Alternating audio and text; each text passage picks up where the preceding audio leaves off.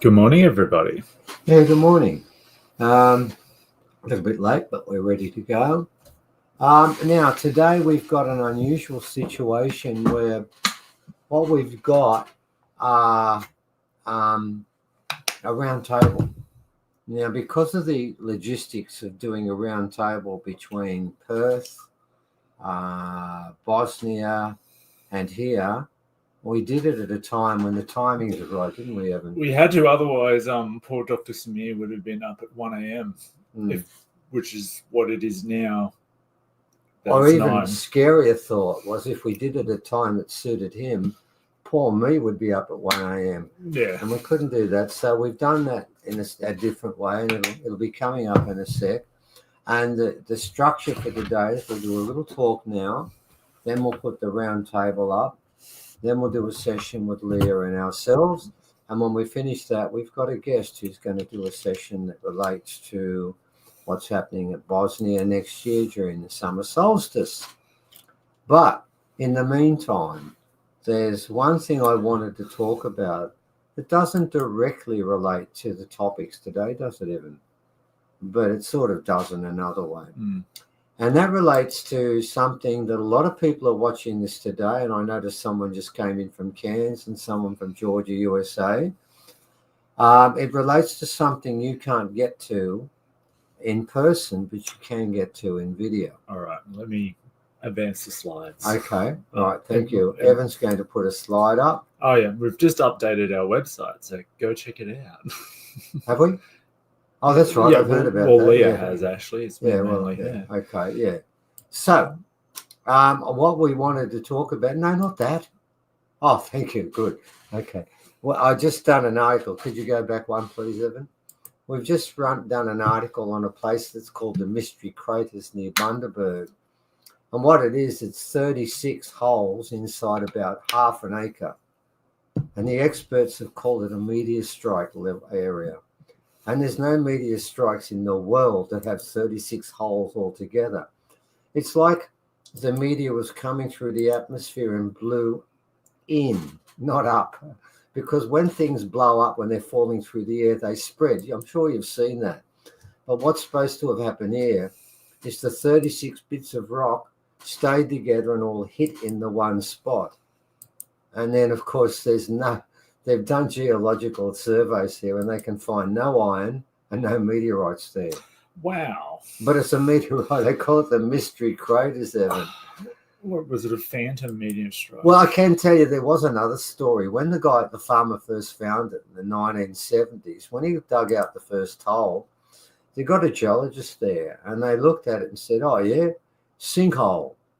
Well, and then he went off in 1973 and wrote a paper, and everyone's officially called it a sinkhole. Then they kept digging and found another 35 holes right next to it, but they didn't change it, did they? They said, no, I found a hole.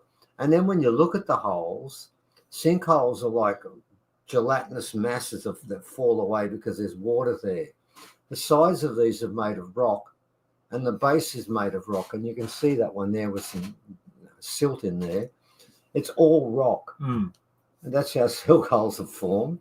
Anyway, we'll leave that. That's what we've just written about. But let's go on to what we're doing. Now, over the last 15 odd years, we've probably done close to probably more than 100 presentations. Would it be a fair call, wouldn't it? Easily. And of the 100 presentations, there's one that, of all of them, the one that's coming up now resonates more with me than any of the others before. And it's going to be held at the Byron Bay Community Centre. And for the people that are in Bundaberg, or the people who are in Cairns or in Georgia or in London, wherever, getting to the Byron Bay Community Centre would present some fairly interesting logistics, and would cost a lot of money, wouldn't it? But there is a way around that.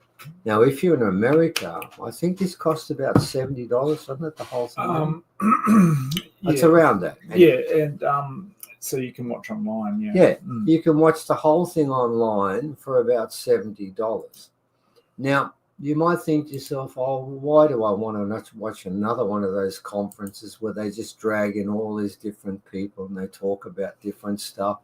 Often they repeat themselves 4 times, don't they? Well, this is different because what we're doing here, it's a one story told by about 9 different people, 10 different people actually.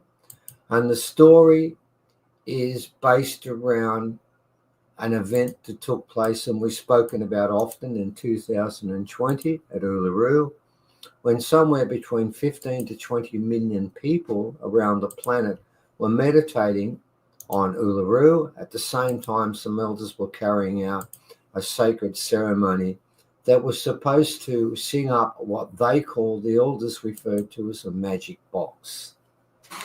And that magic box, if it was sung up, was supposed to change the planet completely. And the planet was, the human residents, and many people may be aware of this, was supposed to keep ramping up, becoming stronger and stronger, and one day in the future, just lock into an incredibly high resolution or resonation, which has happened, hasn't it, Evan? Mm-hmm. Often for a day and a half on end, it's beyond measurement. Well, we believe there'll be a time in the future where it'll be beyond measurement consistently. And many people on this planet whose souls aren't evolved will not stay here. Now, the Hopi make it very clear in the prophecies, which Evan will be reading on that day. The Hopi made it clear that there is a change that's coming, and they tell you to jump into the fast-flowing creek, and they also make it clear time after time after time, not only must you jump into the creek, you must also, just as important, embrace what they call the old teachings. Mm. Well, ladies and gentlemen, this is what this conference is about. And the way it's structured is this. We're going to open up, along with someone called Catherine Kenny. We're going to open up, we're going to follow Catherine. She's a, what is she? Numerologist. Numerologist. And she's got this strange idea that the whole universe is based around sacred geometry and sacred pattern, number patterns that keep repeating themselves. It's a strange idea for one reason, because I can't understand it, and I've been to a bit of sacred mass and I just don't pick it up. But I know one thing, it's correct. It's true. Now, she's going to do a half-hour session, then we're going to do about a 1 hour, 20-minute session giving proof. She's going to do it through numerology. We're going to do it through pictures and through videos that show you, and I'm not going to give any examples of, well, we mentioned it occasionally. We're going to go into detail about proof that, number one, there was a ceremony that took place, and number two, just as important, there were, and I'm going to use the word, aliens that were involved before the ceremony, knew what was coming, were aware of what was going to take place, and have become directly involved in when this ceremony will be complete and the earth will ascend. They've changed the timing. So our job, our hour and 20 minutes, hour and 15 minutes, is to present evidence, hard empirical evidence that no one can argue against. Once we've done that, then it begins. And first up, we have Neeson Lowry and Uncle Lewis Walker. Now, here's an ad in Nexus. Am I holding it up? Oh, there it is. Thank you. And it's got the names of everyone that's talking, but it doesn't, because it's got the names of Aunty Trudy Roberts, an original person, Leah that's with us, Catherine Kenny, who is the person who's going to talk about sacred numbers. Then we've got Jambi, an elder, Nissen, an elder, Darren, an elder, Aunty Trudy Roberts is an elder, and we also have Uncle Lewis, don't we, Evan? Uncle Yes. Lewis Walker. And Evan and I went out to where he lives on his own and his house. Evan, would you like to describe his lovely 7-bedroom house? Well, there's a lovely campfire, but yeah, it's he's definitely living old way. What's the carpet made of? Dirt. Right. Where does his bed sit on? The dirt. What's the roof made of? Tarpy. Plastic tarps. Yeah. He's living with no one. Oh, he's living with two people, his grandson and about 20 dingoes. Yeah, no. Actually, it was quite cute. All the dingo puppies were attacking me as I was trying to go to the bathroom, and there's this little cute, about 8 cute little dingo puppies climbing up my legs trying to lick me. Yeah, it was definitely an amazing little moment. And the place you get to where he lives, there's no road, is there, Evan? Not really. We went on 4-wheel drive, and the last 3.5 Ks was interesting, wasn't it? It really was. Yeah. Well, he's coming. Right now, the reason this is important is after we've done our stuff and we've spoken about everything, pardon me, Nisan was given a prophecy by 2 of the most important elders in our region, and he wasn't allowed to share the prophecy until he turned 54. That happened this year. And the prophecy is the same prophecy as the Hopi. It's the same prophecy as the Ardamatha, who say it will begin here, it will end here, and it will begin again here. But it's much more detailed than that. It's more detailed like the Hopi prophecies are that Evan reads. And why it's so important is that's the first official prophecy. I mean, we know Aunty Bev told us the change was coming, and many other elders have told us that. But until now, none have gone and stood in front of everyone and gone into great details about how the prophecy came about, who was involved, and why it's so important. Well, Nisan and Uncle Lewis are going to talk for 2 hours. Now, Nisan's going to talk about the prophecy. And what's Uncle Lewis going to talk about? The old teachings. Because the Hopi make it clear, if you don't embrace the old teachings, you will not be part of the future. So this is essential 101. If you want to be part of this change, you have to listen to Uncle Lewis, because we've been there.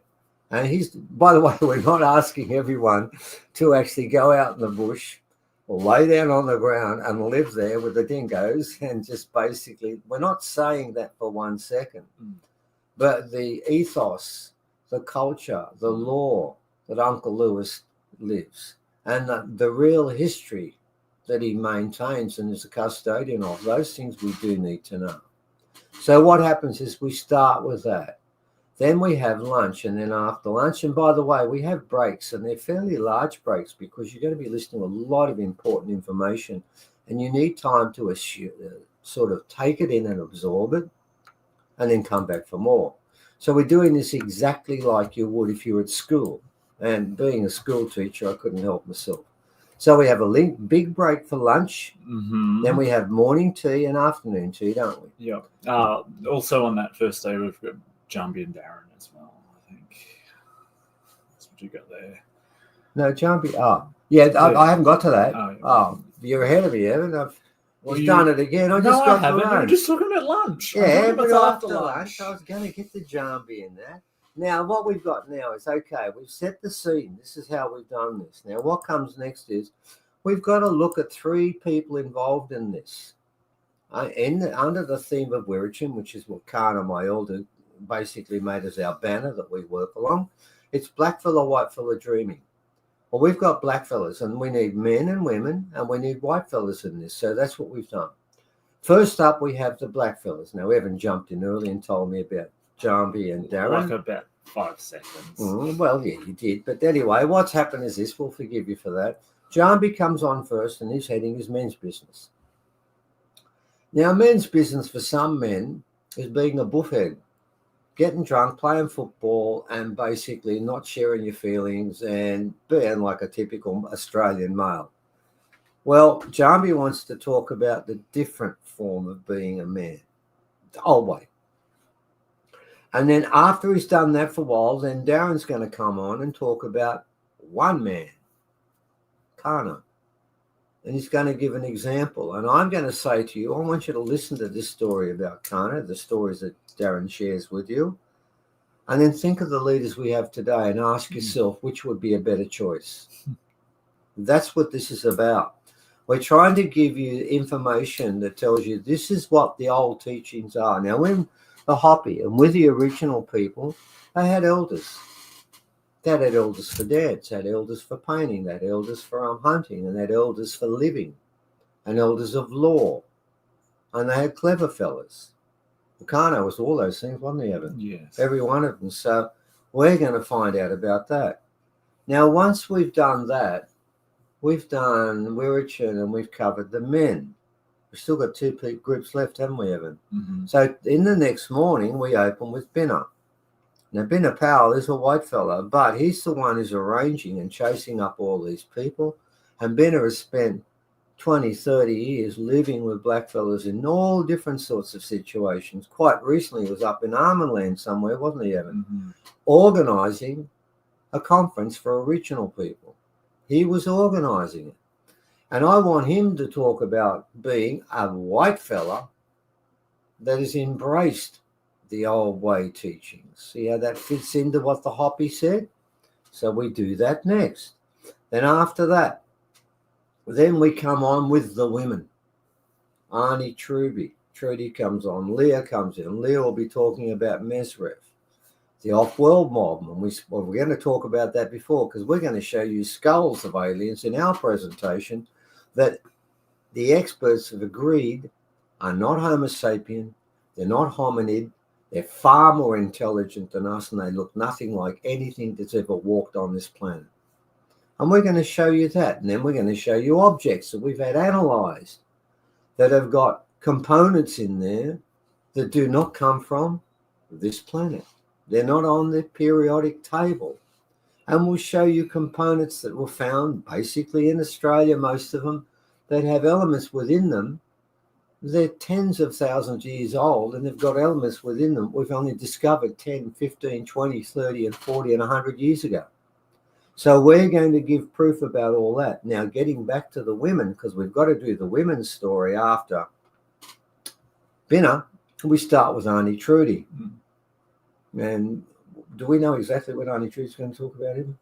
No. And nor does she. And by the way, I'm going to make this point.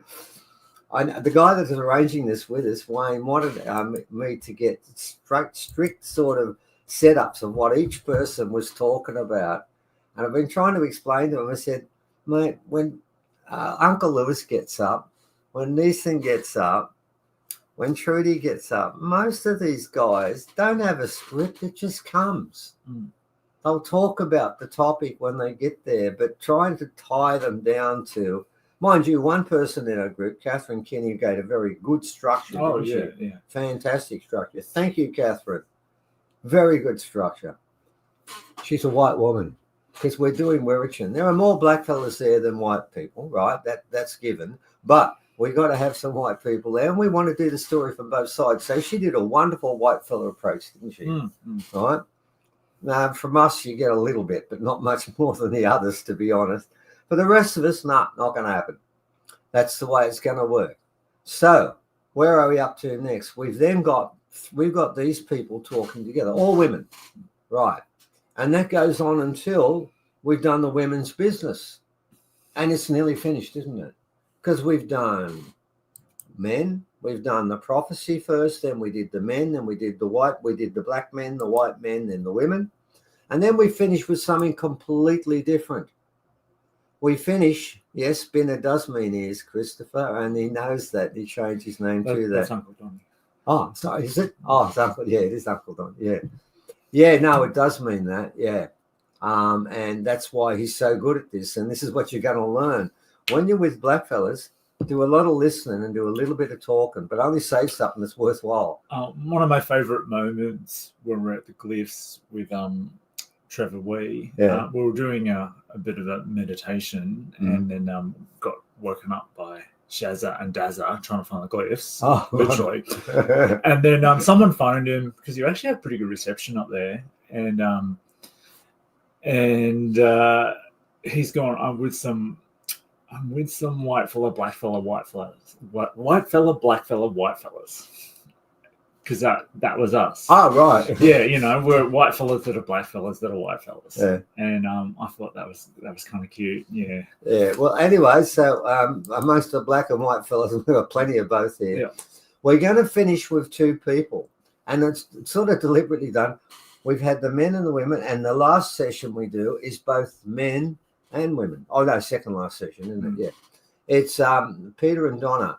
And they're going to be talking about the current legal and political system, and you all think, well, why are we doing that? I said, well, when we live together in the future, we're still going to have structures. And if you think the current legal and political system is the right structure for the future, well, you really won't be here, because that's just not it. It's the problem.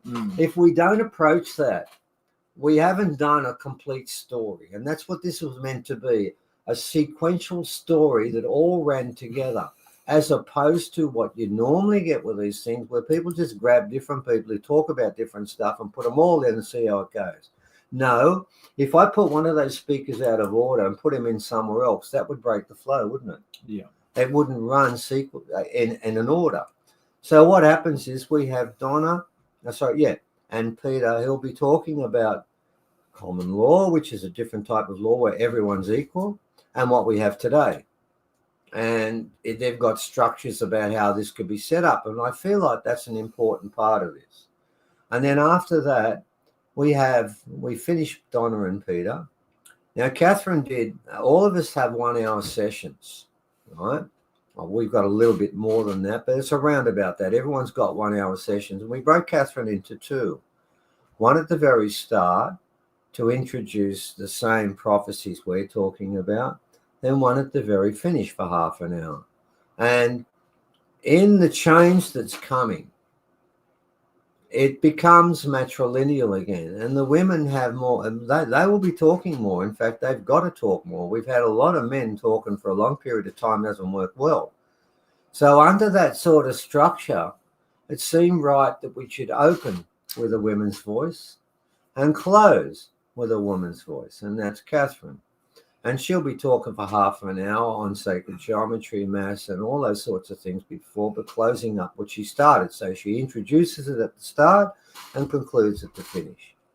And then basically what we've got left over is 1.5 hour session. Now, it's written down, and there's nothing about it, is there, Evan? No. Because it's written down as Dudley legged, or we do a 1/2 hour session. We would prefer to get Dudley in because he could talk about Nimbin, couldn't he, Evan? Mm-hmm. And the structures and how there is a group of people who walked away 70 years ago, well, maybe 60 years ago, walked away from mainstream, and they were the first group ever to say that what mainstream offers is pathetic and we want something different. Irrespective of the mistakes and the falls that have taken place in Nimbin, that was the first place in Australia where a group of people looked around and said, this system we have sucks. We're going to go to something else. Well, I sort of feel like if we can get Dudley in, then it totals it off, doesn't it? Mm-hmm. It finishes it up. Now, if we can't, we'll do something different to fill in. Yeah, we might do a roundtable or something. Oh, no, the roundtable comes after it. That's right. Yeah. I don't know what it is. I will make something up for you after we haven't done it.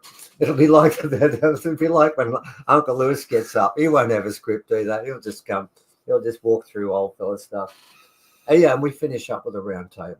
So, ladies and gentlemen, that's something we'd like you to invite you to. If you can come to it, fantastic. But if you can't, you can actually book. Now, we tried to film the last one at Bundaberg, and it was a dog's breakfast, wasn't it? Yeah, so for the people in the crowd, it was fine. They could hear what was going on. For the people streaming online, couldn't understand a word. Because we had a whole wall of glass, so it was kind of reverbing and reflecting off that, and it was a massive double story window. So really difficult. So, now the place we're going to now is the Byron Community Centre. Is designed for one thing only: people putting on presentations. It's been going on for 20 years now, so there won't be an issue with that. So the audio will be fantastic, and the people who bought the last one get this one for free. That's only fair. Okay, they wouldn't do it any other way. And we tried to fix it up. Didn't we get Sifu had it for a couple of weeks and was trying to put through filters and all sorts of things to clean it up. People have literally spent weeks trying to, and we can't do it, but this one will be okay. So what we're inviting you to do is to come along and watch that. Now, having said that, and we finish with that to me is the most important presentation we've ever been involved in. But further on next year, is another one that equals that, doesn't it, Evan? Yep. But in a completely different way. All right, so we've done the one that's coming up next month, and it's on December the 19th, 20th, and 21st. And there is an ad coming up in next month's edition of New Dawn, where Uncle Lewis and his name is there. Unfortunately, we did put down others because we knew this was the case. We weren't sure whether we were going to be able to get Donna and Peter into the mix, were we? Yep. And we only just sort of found out, and we contacted them. They're not on that, but they are speaking. And when you go to the website, you'll see that they've been acknowledged. Online tickets are 50. Are they 50? Yeah. So quite. Oh, man, in America, that's about $30. And in England, it's £20. Mm-hmm. Come on, guys. I mean, that's $30 in America. That's like 2 cups of coffee and a cake. Yeah, and there's a concession rate for people that come in person too. So. Yeah, and now the general admission for the there is one night on Friday we go from 6 to 9, and we do a rock presentation there, and we also get together. Then it's all day Saturday, all day Sunday, and all up we're charging $250 if you are very financial and you have a job, and if you are under concession it becomes $225. Now for 3 days that's pretty good. In fact, that's as cheap as a presentation has ever been put on in Australia anywhere. We couldn't make it cheaper because we have to hire the place. We have to pay these ads that go in there. We have to pay for all those things. All those things cost money. Evan and Leah and Binna are doing poster drops. So that's our story about Byron. And that's the one that's coming up. And we're inviting you to join us. And we're also inviting you to join us with the thing we're going to do next year in, is it June or July, when the summer solstice is at Bosnia? Yeah. Okay. So we're going to come up to that. And further on in the piece, we've got a lady who's already with us at the moment. We can see in our little... backstage. Yeah. Tara's there, and she's going to talk about, after we finish doing this one, and then Leah and I are going to do a session. And once we've done all that stuff, in the session we're going to do with Leah, clearly will have as its main focus Dr. Samir and the Bosnian Pyramids, because I'm going to ask Mesrith questions about that. When we finished all that, Tara's going to come in and explain to you how you can become part of all this. Now, before we start with the Bosnian Pyramid, and we're going to put it on now, I'm going to introduce it. And I'm going to introduce this by sharing with you a fact and asking you, why is this happening? It goes like this. When Dr. Samir first stumbled on this set of pyramids, and it is a set, and one of these pyramids to this current day is considered, and it is, the largest pyramid on the planet. My understanding from what I've heard and read, it's 2.5 times larger than the pyramid in Giza. And when he first came and saw this and he told people about it, in that year, they had 10,000 people who went to the pyramid, didn't they? Mm-hmm. Which is pretty good. That's about how many people might go to Carry On in a year. Maybe a little less than that, I think, wouldn't it? Maybe 5,000. And every year since then, it's increased. And now, last year, I don't know what it was this year, but the year before then, it was over 250,000. Now, my question would be, is why are they going there? Well, I think there's 2 different reasons, to be honest. One is for archaeological reasons, to look at the largest pyramid on the planet, to look at the many tunnels that have been found underneath it, to look at the layering of rocks that were placed on top of the dirt all the way up the pyramid. But that's one thing, and that's fascinating itself. And of course, there's going to be a presentation. There are different speakers, and clearly we're going to be speaking there. That's why we're talking about it. And quite a few other very, very credentialed people will be talking about different aspects. And a lot of these people are very scientific, aren't they? With PhDs. What Dr. Samir has done, and what we admire so much, is we do this the same way in Australia as he does in there, and he uses science. And he's used so much science that it's a lay down misere. The thing is what it's supposed to be. And all of those reasons are drawing people to the pyramid. But there's a second set of reasons, which are just as important. Because the pyramid, I can't say, in fact, I know it is not functioning as it was, but it's idling. It's idling. It's still functioning. Mind you, one of the questions I'll be asking Mesrith about is, can it be ramped up again? And that's an obvious question. It's one you'd have to ask. Yeah, you would. Because we do know these things. Number one, they've done tests on the water there that runs underneath the tunnels. And those tests are unchallengeable. The negative ionization of the water is greater than anywhere on the planet. Niagara Falls has high negative ionization of the water because of the movement and different things about it. But it's not as high as it is underneath there. And many people purchase little bottles, don't they? And many, many, many people purchase those bottles and they have ailments. Now, no one makes any promises there because this is just what happens. They buy the bottles and then they tell people time after time after time how they feel so much better. There is a rock that people can hold hidden in one of those tunnels again that I've noticed they put their hands on. And I'm a great believer, more than anyone in this planet, in the power of rocks, clearly. I mean, in our presentation on Friday night, you'll see why I believe in the power of rocks, because we are the custodians of the sacred rocks of this country. And they do belong not to us, but to the Ramangeri. And that's a different story. So people are going there not just for scientific and archaeological reasons. They're going for metaphysical reasons. And they're also going for physical reasons. It ticks every box. And I'm also told it's an absolutely stunning countryside and place to go to. So it ticks every box imaginable. Now, I know that Tara later on will do a wonderful job explaining everything that and they're the people who arranged that. And I did have one person that wrote to me and she wanted to buy something, but she's a bit concerned because she looked up Tripadil and all these things and couldn't find Tara in there.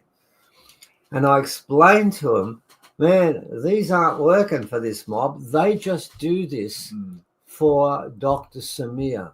When Dr. Samir comes out to Australia, they arrange everything for him. They do his traveling, his arrangement, different places he goes to, fix up the venues and stuff like that.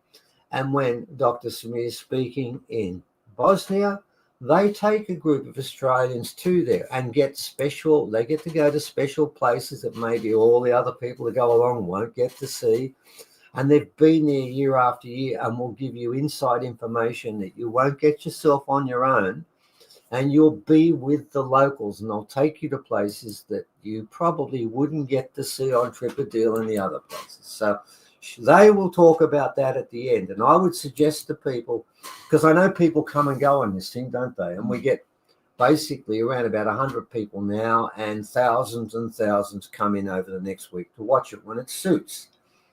So don't miss the last session just because it's a half-hour ad. It's not a half-hour ad. It's a half-hour opportunity to do something and to go somewhere that, seriously, if we hadn't been invited to go and talk there, I'm scratching together some money at the moment. If we had scratched together enough money, we would have bought a ticket with her, wouldn't we? Yeah. We would have bought a ticket and booked a ticket on the bus. And, of course, while you're on the bus, we're going to be doing quite a few workshops and they'll be different. Because normally our workshops are with hundreds of people and then, we do the best we can. But when it's with a smaller group, we do better. Yeah. And you'll get more out of it. And we worked out, I think I came up with about 15 different workshops I've got because I sent Tara about 8 and I know she's on the line right now. But I've come up with another 7 since then. And I'll give them all to Tara and she can pick the ones we do because we've just got so many of them. So that's what we're going to put up now. So first up, We wanted to spend about half an hour just setting everything up. Okay, so we're now talking basically about the two most important things we have ever been involved in. The first one is the conference that's on next month, and the one that follows is the trip to Bosnia that's on next year. We're asking you to join us in both of them. Now, it might be hard with the Bosnian one for some people who don't have enough money to go there, but quite a few of you do, and it's not going to be like any other trip you've ever been on anywhere. So, first up, we're going to do a workshop with Dr. Samir. Now, Evan's going to, while we're doing that, on occasions, he's going to put up information, and I wanted to close with this before we start, on the paper Dr. Samir wrote. And I think this paper, I mean, a lot of people, and I can tell you, I've read quite a few scientific papers, and so have you, haven't you, Evan? Reading some now. Yeah, and I got to tell you, 98% of them are as boring as watching paint dry. They're written so badly that the only people who can understand them are other scientists, and they're written in such an unfriendly prose that you fall asleep in 5 minutes. It's deliberate. They don't want you to know. They just keep it amongst themselves. Dr. Samir wrote a paper that was brilliant. Number one, because it was peer-reviewed by a highly credentialed academic publication and accepted and published. Very big step forward for left-wing archaeology and history, because normally it just never gets in. He's done something that very, very few people in this group can ever do. And I've read the paper, and he's proved conclusively that those pyramids are set to the same arrangement that takes place in the Pleiades, the same arrangement that takes place in the Fibonacci, evolving arrangement of mathematics that I don't fully understand again. Thank God that we've got Catherine to do that, because I can't explain it. He goes through that in great detail and brings in experts that have studied different stuff that proves that these pyramids, yes, the pyramids are giving off energy as we speak, 24 hours a day. That's real. It's been measured. He's got different groups. The same Italian men that measured the Giza pyramid with machinery and found what was underneath went to the Bosnian pyramid and found what was coming out of the top, which is like a DNA strand of energy that just continues coming out of the top of the pyramid. It's working, ladies and gentlemen. It's going at the moment. I've been told if you stood on that energy flow when it was working properly, it would disassemble you, wouldn't it? We were told that. It would actually be so powerful that your DNA would just fall apart. So, but unfortunately, it's not doing that at the moment. Or is that fortunate? Maybe it should be doing that, because it might then energize the whole planet. Yeah, so maybe that's not a good thing. Maybe we've got to try and get that back, and we'll find out whether that can be done. We can ask that.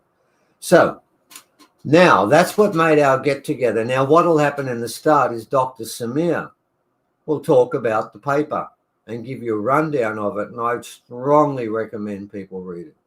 Then after that, ourselves and Aunty Trudy came along, and Aunty Trudy, now, because we're talking about the seven sisters from the Pleiades.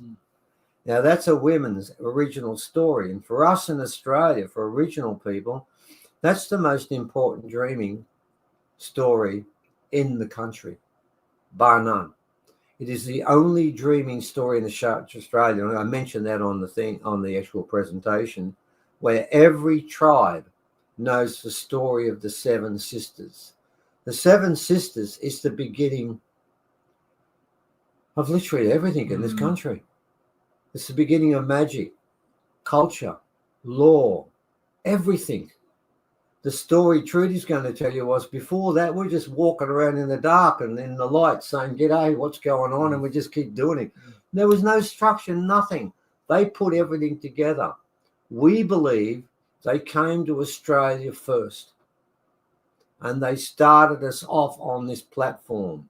They put those damn crystals inside Uluru, waiting for this day. The whole of this has all been structured. So, ladies and gentlemen, without any more talking, I was only going to do 30 minutes. It was 45. 45. Yeah, that's typical of me. We will now begin, I hope.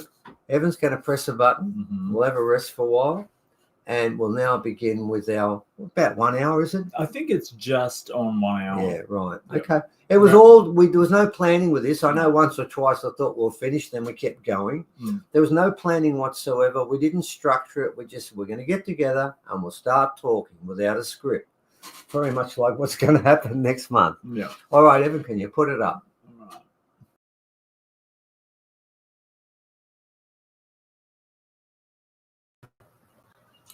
We're now live. Okay. Evan, you want to introduce everyone? Hello, everyone. So today we're going to do a bit of this will be our third roundtable. So we're going to do a roundtable, which is really exciting. And we've got Aunty Trudy here, and we've got Dr. Samir here, and we've got Tara and Manu here. So yeah, we're just going to start a little discussion, and very exciting. Yeah. Pleiades, which is an issue that's fond to us all. It's definitely go part straight of us. to Dr. Samir to talk about that. Yeah. Okay. Okay. Over to you, Dr. Smith. You want to talk about this paper you've just written, which is stunning? Yes. First of all, I'm very happy to be with you today. It's morning here in Bosnia, Central European time. The Bosnian Pyramid project has been going on for 2 decades now. On one hand, we have some extraordinary archaeological discoveries. 6 pyramids, which we named the Bosnian Pyramids of the Sun, Moon, Dragon, Earth, Love, and the 6th pyramid. 2 tumuli. Tumulus in archaeology is the artificial conical hill. And we have discovered 7 entrances to prehistorical tunnels. So far, we cleared 3.6 kilometers. Bosnian Pyramid of the Sun, with the height 368 meters, it's the tallest on the planet, 2.5 times taller than the Great Pyramid of Egypt. Orientation to the north, the most precise on the planet. Best quality concrete. The oldest pyramids, 29,200 years. So archaeologically speaking, this is huge. And then in the last 15 years, we've been proving the purposes of pyramids. They have nothing to do with the one dead body, being tombs for the kings or pharaohs, but pyramids are energy amplifiers. They are huge energy machines. But now, this year, we have another extraordinary discovery, namely applying the archaeoastronomical methodology. We realized the Bosnian pyramids are very closely linked to the most important star cluster ever. Namely, all the cultures from North America, like Navajo Indians, Hopi Indians, Pueblo Indians, Anasazis, the Mayan civilization, civilizations in Japan, India, Europe, Maori, original people of Australia, they've all been talking about the Pleiades. As we know from the Greek mythology, 7 sisters of Pleiades. So we have that name applied to 7 stars in the star cluster. But besides 7 stars, occasionally we can see 2 more, Pleione and Atlas. So it's 7 plus 2. They call them father and the mother. So those 9 stars, for some reason, have been subject of, talk and oral traditions of so many civilizations around the planet. So we wanted to see if there is a tie between the Bosnian pyramids and the Pleiades. Now, to compare with what we have as far as the Egyptian pyramids, we know the end of 1980s, Robert Buumabil, Belgium, he came out with the hypothesis that those 3 pyramids, the Khufu, Khephren, and Mykerinos, they match the position of 3 stars of the Orion belt. And what I did, I ran Monte Carlo simulation. I wanted to see how many stars on the night sky, and there are 100,000 stars, how many of them match those 3 stars, the layout of 3 stars in Egypt. And guess what? it is not only the Orion Belt, it is not only the Pegasus, it is not only the Fox, it is not only the Cygnus, but 4,429 triplets of stars match the layout of 3 pyramids in Giza. Well, what I did in the case of Bosnia, we compared the layout of the Bosnian pyramids with the layout of the 9 major stars of Pleiades that we can see with our naked eye. First of all, instead of one broken line like we have in Egypt, when you connect those 3 pyramids, it is simply one broken line. Nothing special, really. In the case of Bosnian pyramids and the Pleiades, we have straight lines. As long as you have 3 or more points on a straight line, it is significant. So in the case of Bosnia, for example, we have tops of 3 pyramids, like top of the Bosnian Pyramid of the Moon, top of the Temple of Mother Earth, and top of the Dragon Pyramid, straight line with the 3 stars. It matches 3 stars of the Pleiades, and major one is the Maya star. Maya in Greek mythology is the oldest sister.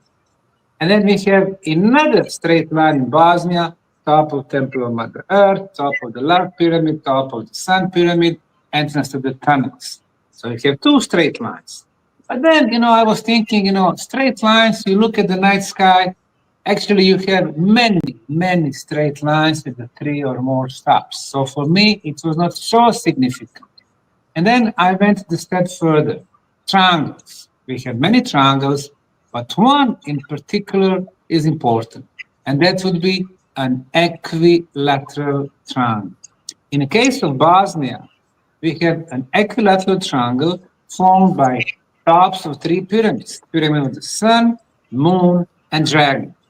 And indeed, we have one equilateral triangle in the Pleiades star system. But again, the second step, I was thinking, well, you look at the night sky, you can see a lot of triangles, and some of them are equilateral triangles.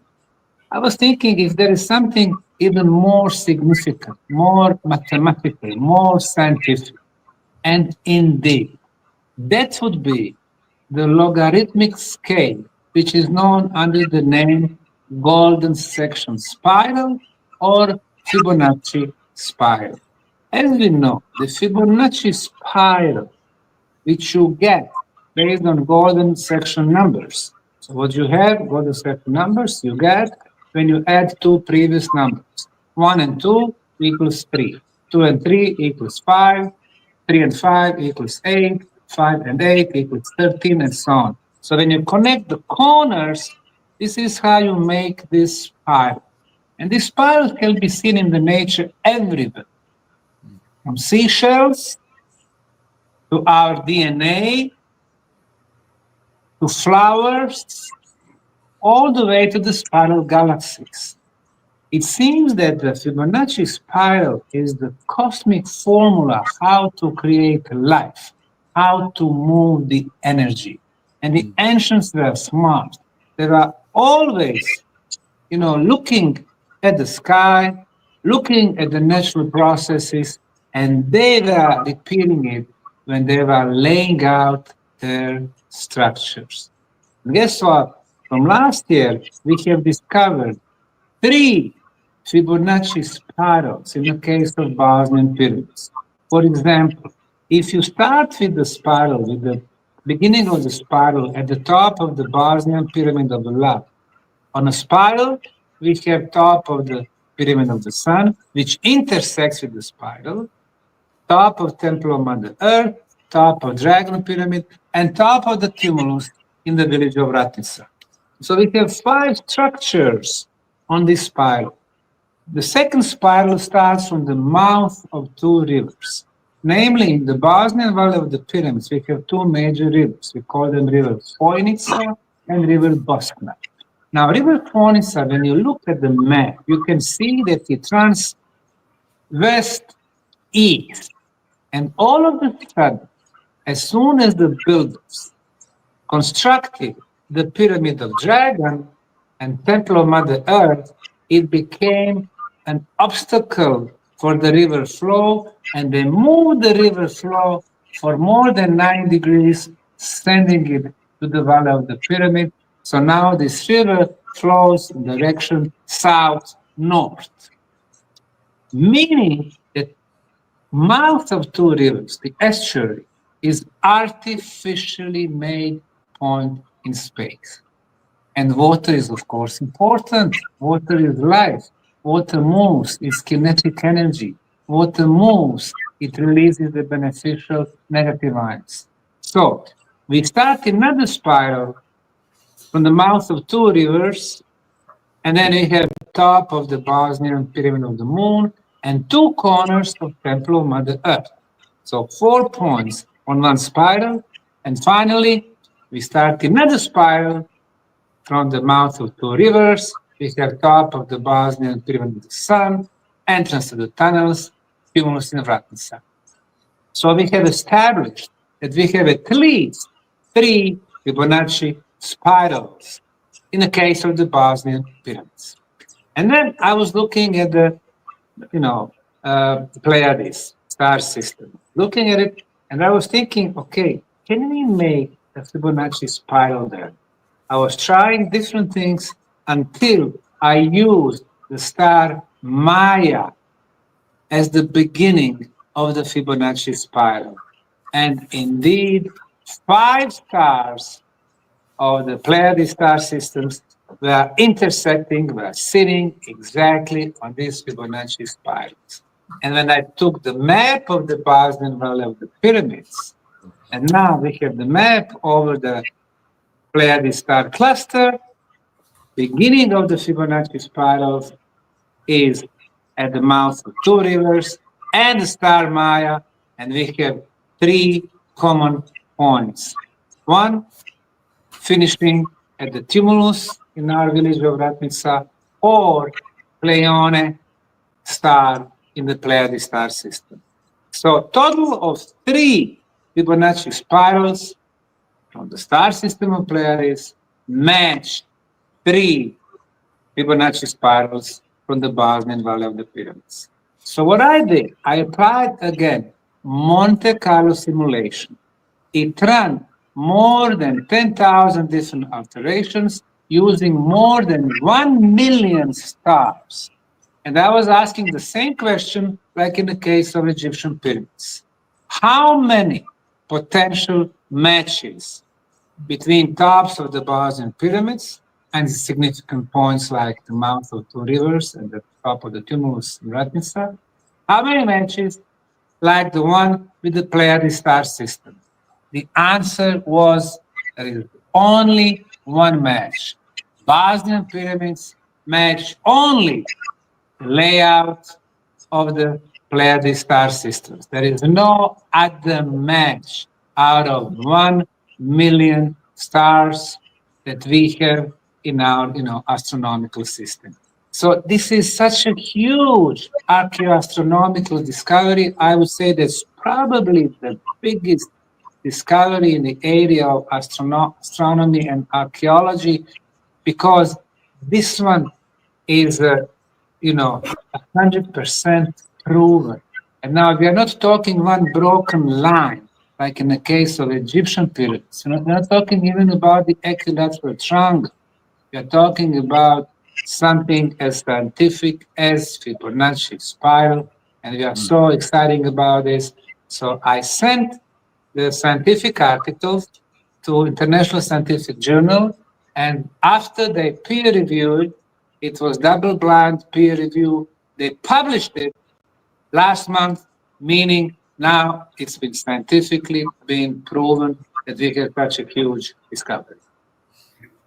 It's massive because you've got the tick from the top end of the other side that normally doesn't dismisses all this sort of stuff, and they have to accept it. I read the paper. It's stunning because the science is so strong and the mathematics, like you said, 1 in a million chance it's the same one. It's not. All those things together make it impossible to be anything else other than a fact. So that's, as you said, it's the most important piece of science ever. It changes everything. Yeah. Yes, it does. And one thing is like I like the story, with Buumabil, and later on he was joined by Hancock and Shock and the others, and they got, uh, they became, of course, very influential in the world of the alternative archaeology and archaeoastronomy. But then again, if you apply pure science, math, geometry, astronomy. Now, I'm not talking about the folklore, Isis, Osiris, gods, underworld. It's all nice. But if you have 4,429 different options besides the Orion Belt, I mean, how do we know that it's exactly Orion Belt that match the layout of those three pyramids in Egypt? But in this particular case, the Bosnian pyramids, they have only one match on the night sky, and that would be the star cluster of Pleiades. Wow. Well, what I thought we might do, if we can just sort of bring this back to Australia for a sec, then we can go back with the science again. I wanted to make a point, because I know you wrote in your article, and I've read it, that this knowledge of Pleiades is spread through the whole of the planet. And that's a given. And now you've proved that it's there amongst those pyramids of Bosnia. What intrigued me was, if it's been around the world and everyone knows about it, I'm fascinated about where did it come from to begin with? What part of this, where did the original understanding of the Pleiades come from? And in that respect, Trudy, would you mind first, if you could, just very briefly, because we've only got a certain amount of time, you've got to get back to football. Yeah, could you try and explain how important the Pleiades is to the original dreaming and the original lifestyle? Go. Why in Australia? Of course, I was researching about the original people of Australia, not aboriginal, but original people. And of course, we know they even claim that more than 1,000 generations they've been trying to learn about their true origin. 1,000 generations, that's 25,000 years. Of course, we know now that, due to the haplogroups and anthropological genetics, original people have been there more than 55,000 years. And it seems that while contacted long time ago, they were told that their true home is not this planet. And they have even shown them how to try to reach the roots. So they are teaching them either about the astral projections or the controlled, way how the soul leaves the body. And I would say that, yes, they were searching in the depth of the universe, their true home, and I believe that they would found it long time ago. And I don't think that's something that they would share with the white people. Of course, even would know better. But I think that Pleiades are the strong, or maybe even the strongest candidate when it comes to the visitors. So also what we know is that the visitors were bringing not only the knowledge, but also improvement of our species. When you look at the Homo sapiens sapiens, somebody combined in the distant past our genetic pool, and that would be the most advanced animal, which at the time were the Neanderthal, with the cosmic genes. And this is how we have Homo sapiens sapiens, which have become, the intelligent, artistic being, and so on. So it seems to me that Pleiades have a lot to do with our original, development, going back hundreds of thousands of years. Yes. Chuckling that. Yeah, that would be correct, Dr. Me. Like, they've been, when you look at them, like, they've been here for so long and visiting them. When they were here, like, their main thing, like water, how you talk about water. And I was listening to you about the Fibonacci.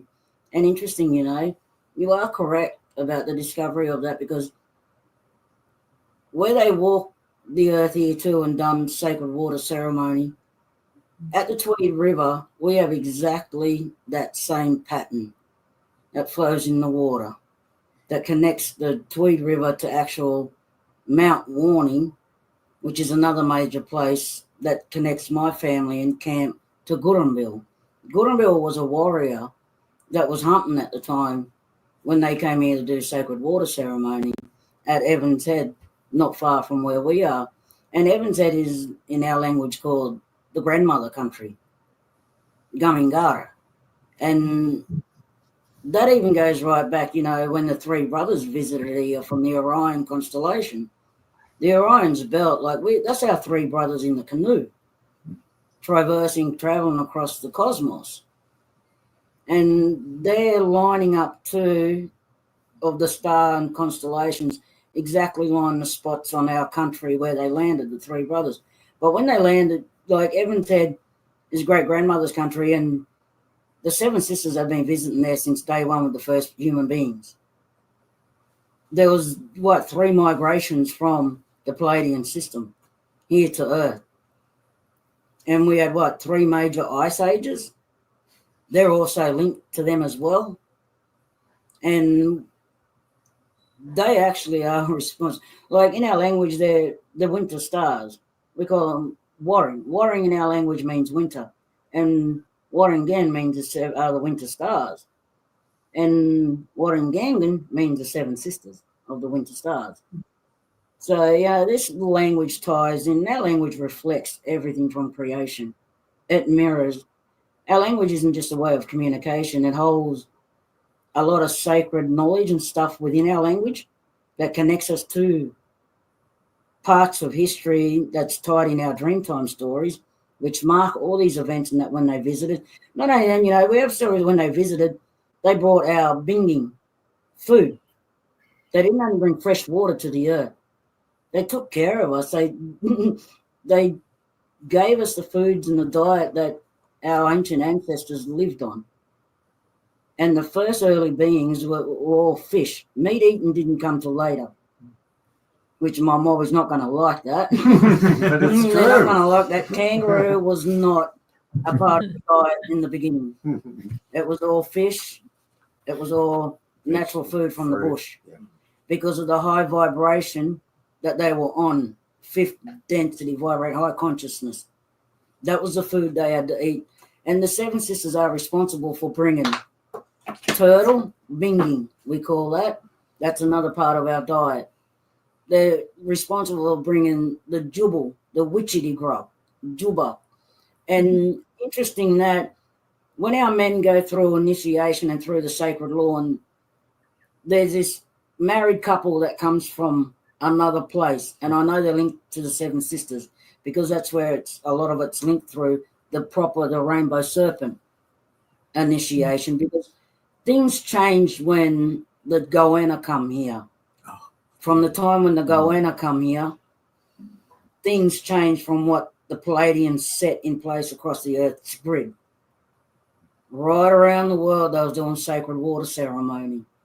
And probably over there too, Bosnia was probably a major part, because in our stories of Buumabil, the bloodline ancestor of my family, and he represents a hoop pine tree. That's our family tree.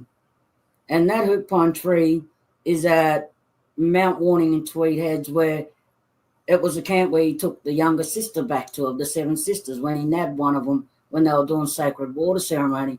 They landed at Evans Head. They were working their way up around the water, singing to the water. And remember, water, memory. So what they were singing in the memory of the water was the resonance that they placed here on the earth, the original resonance, the blueprint, before it went through all its changes and that over time. But in saying that, like I said, at Mount Warning, where the Currumbin Creek connects to the Tweed River and comes out to the mouth, that Fibonacci pattern is there. And then not far from Tweed is Fingal Head, which is another Dreamtime story of 2 major big giant dog dingoes, Nurajins we call them. And right there is the honeycomb pattern. around in that area. So that area, yeah, it's very sacred and important to the Seven Sisters. And like I said, they come here, they taught our ancestors many things, as well as doing the water sacred ceremonies. And the women were taught those sacred ceremonies, and they carried yam sticks. Like, there was a lot of things they did on Earth. They were interacting, and to some of our people that are still in the real tribal way, clan way ceremonies, the old women in Central Australia and the Kimberleys, they are still strongly connected to them. They still communicate with them. They have not forgot their songs, the sacred ceremonies that were taught by them, and they've held that for a long time. And, you know, we've got to give credit to those aunties that are in Central Australia and Western Australia, because they have held their sacred stories and their ceremonies since day one. On East Coast Australia, if you know Australia's history, that's where it interfered with our stories and our ceremonies of them. But that's all coming back, Dr. Samir, through our language, through our storytelling. And with my role in community, I get a great opportunity to do that, teach the language and also tell the Seven Sisters story, because we are about to really engage and see them for ourselves soon. They will be coming to visit once again. And in our story, like the last ice age, when they froze over the earth, because Buumabil, the hunter from my family, when he had that last sister hidden at his camp, they actually called on the winter. That's what froze the earth over in the last ice age. But in saying that, they almost killed everything on the earth. So they had to reverse that magic, what they did in singing in the winter, the frozen ice. And they had to go all the way over to the sun, which is, I'm still trying to figure out this part of the story. But hearing your story, when Stephen shared about the Bosnian Pyramids and that with me, from day one, there's something about that strongly connected me to that story, that's where they went and got the sun. It's the energetic star portal of those pyramids, what they had to work with to stop the earth from freezing over and killing everything on earth, because they only wanted Buumabil to flush him out, the hunter, so they can get the sister back. That's why she lags behind up in the star system, because, yeah, she was held back down here. But the other 6 sisters, yeah, they got her back. And that's my family story, you know, in my family bloodline, in my father's side of the family, they were initiate men. So these stories and these things were, was always held within my family as well, the story of Buumabil and the 7 sisters. Can I add to that, please? Just to give this a more of a national understanding. You've got to understand something about the 7 Sisters dreaming story that is unique in Australia. And you know what it is as well as I do. All our dreaming stories for each tribe relate to the land there, the spirits there. They don't relate to old mate next door. Nothing to do with that. We don't do stories like that. Are all things that but there is one story, and I've been all over Australia with Evan. Yep. There is one story that is told everywhere by all of the 500 tribes, and it's the 7 Sisters. It is the only story that's repeated everywhere else. And what's really fascinating about the story is the story of the name of the sisters and what happens to them doesn't change. Yes, Orion is sometimes a rapist, sometimes a spurned lover. The male part of the story, there's a bit of give and take. But the female part is consistent all the time. And I want to add one other thing to that. For us in Australia, the Pleiadians are the ones who came first. And as you said, they're the ones who taught us everything. My elder Carlo Walker told me something when I started to go into country 15 years ago. He told me this: if you go to a site and the elders cannot find an as on top that's part of that site, walk away. It's not a legitimate site. In Australia, if a site is sacred, it must have an as on top counterpart or it's not sacred. So the whole of this country, not just Aunty Trudy's mob, not just our mob or any mob, all mobs know this is the truth. And they all know that the Pleiadians brought us wisdom, magic, all the things that make original people special came from the Pleiadians. So for us, it's the beginning of everything. And I know in other countries, they take the story and it's part of their story. But for us, it is our story.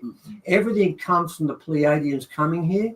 Before that, it's sort of a nebulous, we don't know much, isn't it? And when they came, they lifted us up, and then we were sent out to the rest of the world to share that story. Well, like our dreaming story goes, Dr. Samir, like,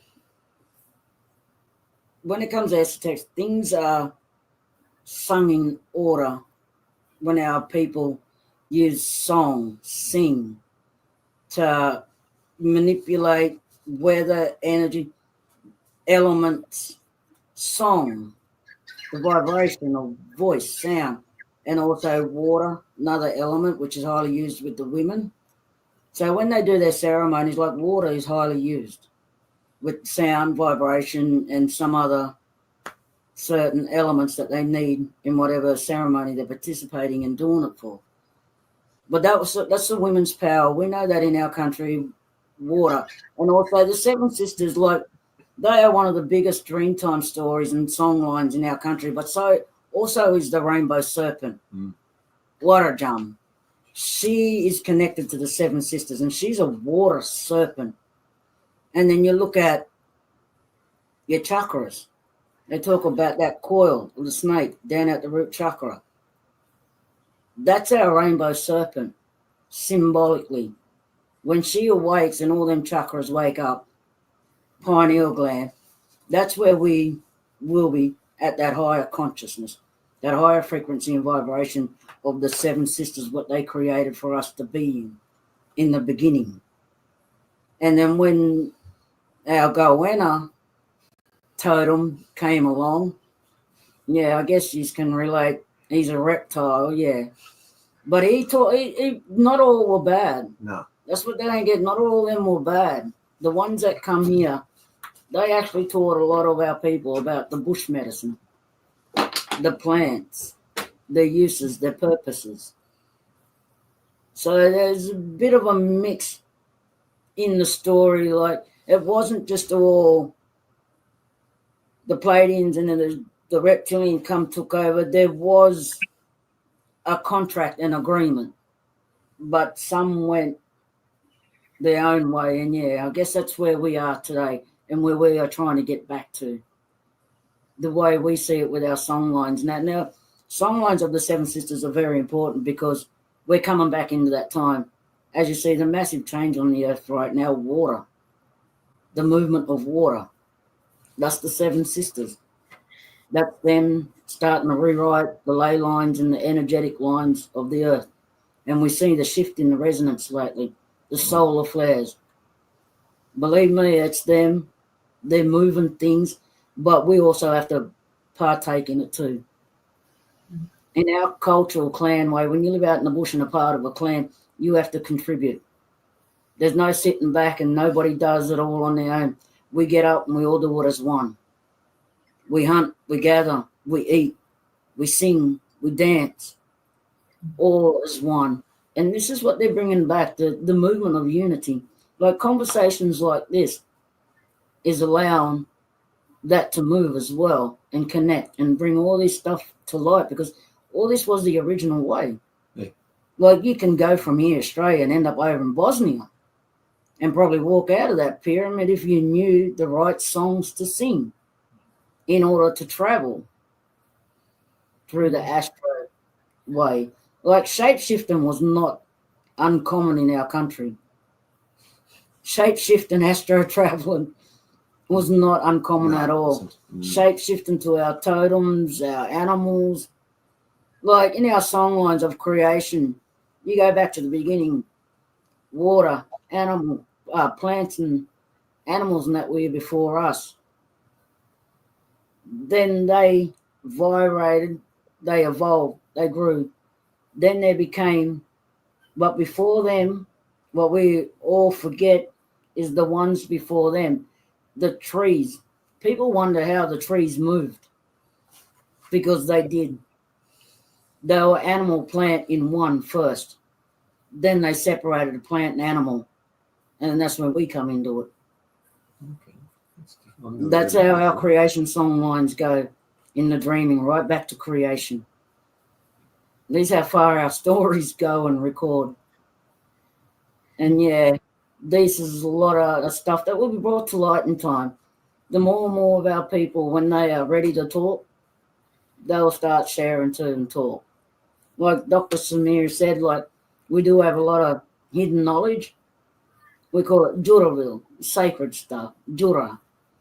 And that will come to light because it has to be shared in time to help all humanity. And not only that, our people hold a lot of the sacred songs to these energetic ley lines. They know how to sing them back in order. And that is yet to come.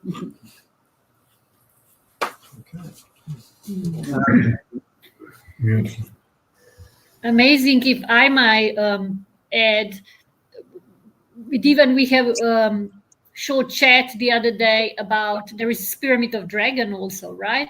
And I was asking him what would be equivalent in original people story. What's the equivalent being and he said serpent, rainbow serpent. Same thing. Yeah. That's another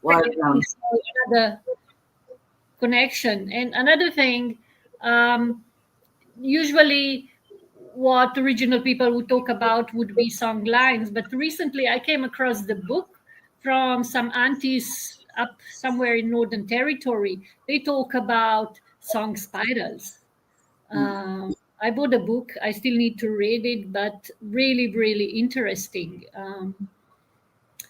And just to finish, little anecdote from last year, we were in Visoko and we went for lunch, town Visoko, where pyramids are. And it was June, so roses were in full bloom. And we park our car beside the park, and there was that little bush. I never do that, but there was little rose. I just need to take it with me. So I pull it off in park and put it in my journey, and it came with me in Australia.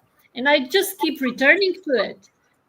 And I got those thoughts and pictures in my mind connecting Bosnian pyramids and other sacred sites with that rose.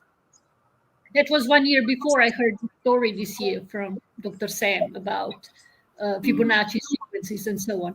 And I just saw like sacred sites blooming like a rose, like opening like a rose, and rose has a lot to do with Fibonacci. And I was thinking about that a lot. And then also I came across Veda Austin. Recently, she got water from Mecca. And it just happened so that water showed her, frozen water showed her the image of rose. So it's just, I don't know really how to explain this or how to, but it seems that Fibonacci spiral and everything that has to do with this circular sacred geometry, it's really important at these times. It's how knowledge is distributed, maybe how those sacred sites are sharing themselves with us, something like that. They're just... If I can add something to this, and it's probably not quite as a happy note, but we need to understand that in Australia, what Trudy's talking about with the Seven Sisters sites, I'm going to talk about two of them in particular. I think I know what you're going to know what I'm going to say, and I think Trudy does too. You need to understand something. I actually believe that the higher levels in Australia understand the importance of these sacred sites, and there has been a deliberate, and Trudy and Evan both know this is true, a deliberate action by the government to destroy them. And I want to give you an example of two examples of that. I was called across to West Australia up to a place called Port Hedland, which is a long way from here. Big mining big mining place by Eddie McPhee, and he rang me up and said, "You've got to come and protect this site. It's a cave. It's called Gangamaya." And at that stage, it had the oldest date for inland presence for regional people of 42,000 years. And when I got there, the issue was this: they wanted to blow it up. Now, it was acknowledged as a sacred site, and this is the point. What's the main sister? What's the main sister called, Trudy? Maya. Thank you. Yeah. Right. Maya. That was the cave dedicated to her. And I went in with Eddie McPhee, and we went in and we did ceremony before we walked in. And then I walked in with the mine guy because we had to go and get permission off him to even go and look at the hats site. on, didn't you? With the hats on. Yep. And I looked at the papers there, and they put in 9 different holes, and they abandoned all of them because the top kept falling down. And it was really unstable. And they were going to blow up to within 50 meters of the cave. And I said to the miner there at the time, "I noticed we've got hats on." I said, "Why is that?" I said, "Because the thing could fall down at any time and you've got to be protected." I said, "Well, then why are you blowing it up, the ground to 50 meters within the site?" I said, "If you're doing that, won't it bring the whole cave down?" There was no response. But this is the part I want to get up to. What then happened is we were standing there. Eddie McPhee said, "This is the second most important cave we have for our people because it's the main sister.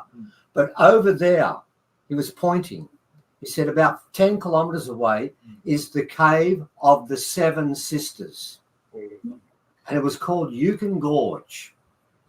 Now, if you're in Australia, you know what that means. What happened was, who was it? Conzig Rio Tinto. I think so, Yeah, they blew it up. They knew it was a 7 Sisters cave. They blew it up. Now, here's what's interesting. It was in the front page of every newspaper. It was on the news. It was everywhere. But they didn't even know that it was the 7 Sisters from the Pleiades cave. But they just complained about the fact they did it. So there were parliamentary committees. It went to the courts. And do you know what happened to Rio Tinto after they blew it up? They didn't get fined a cent. They weren't punished.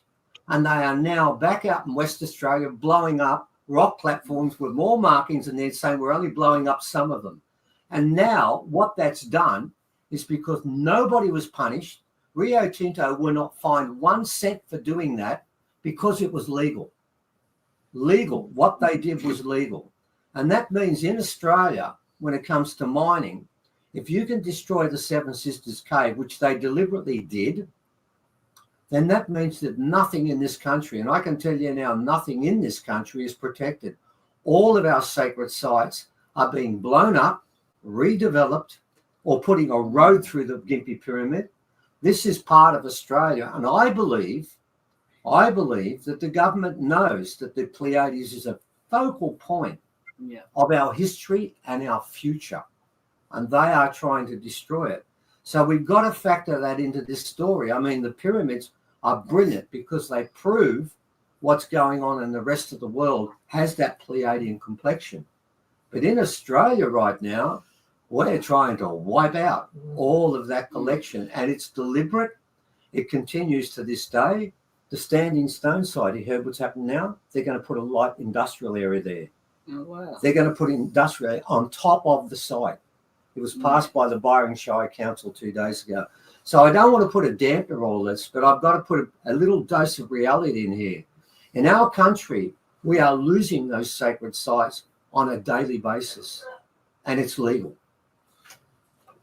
Shouldn't have said it. I have to apologise, but it's what's going on.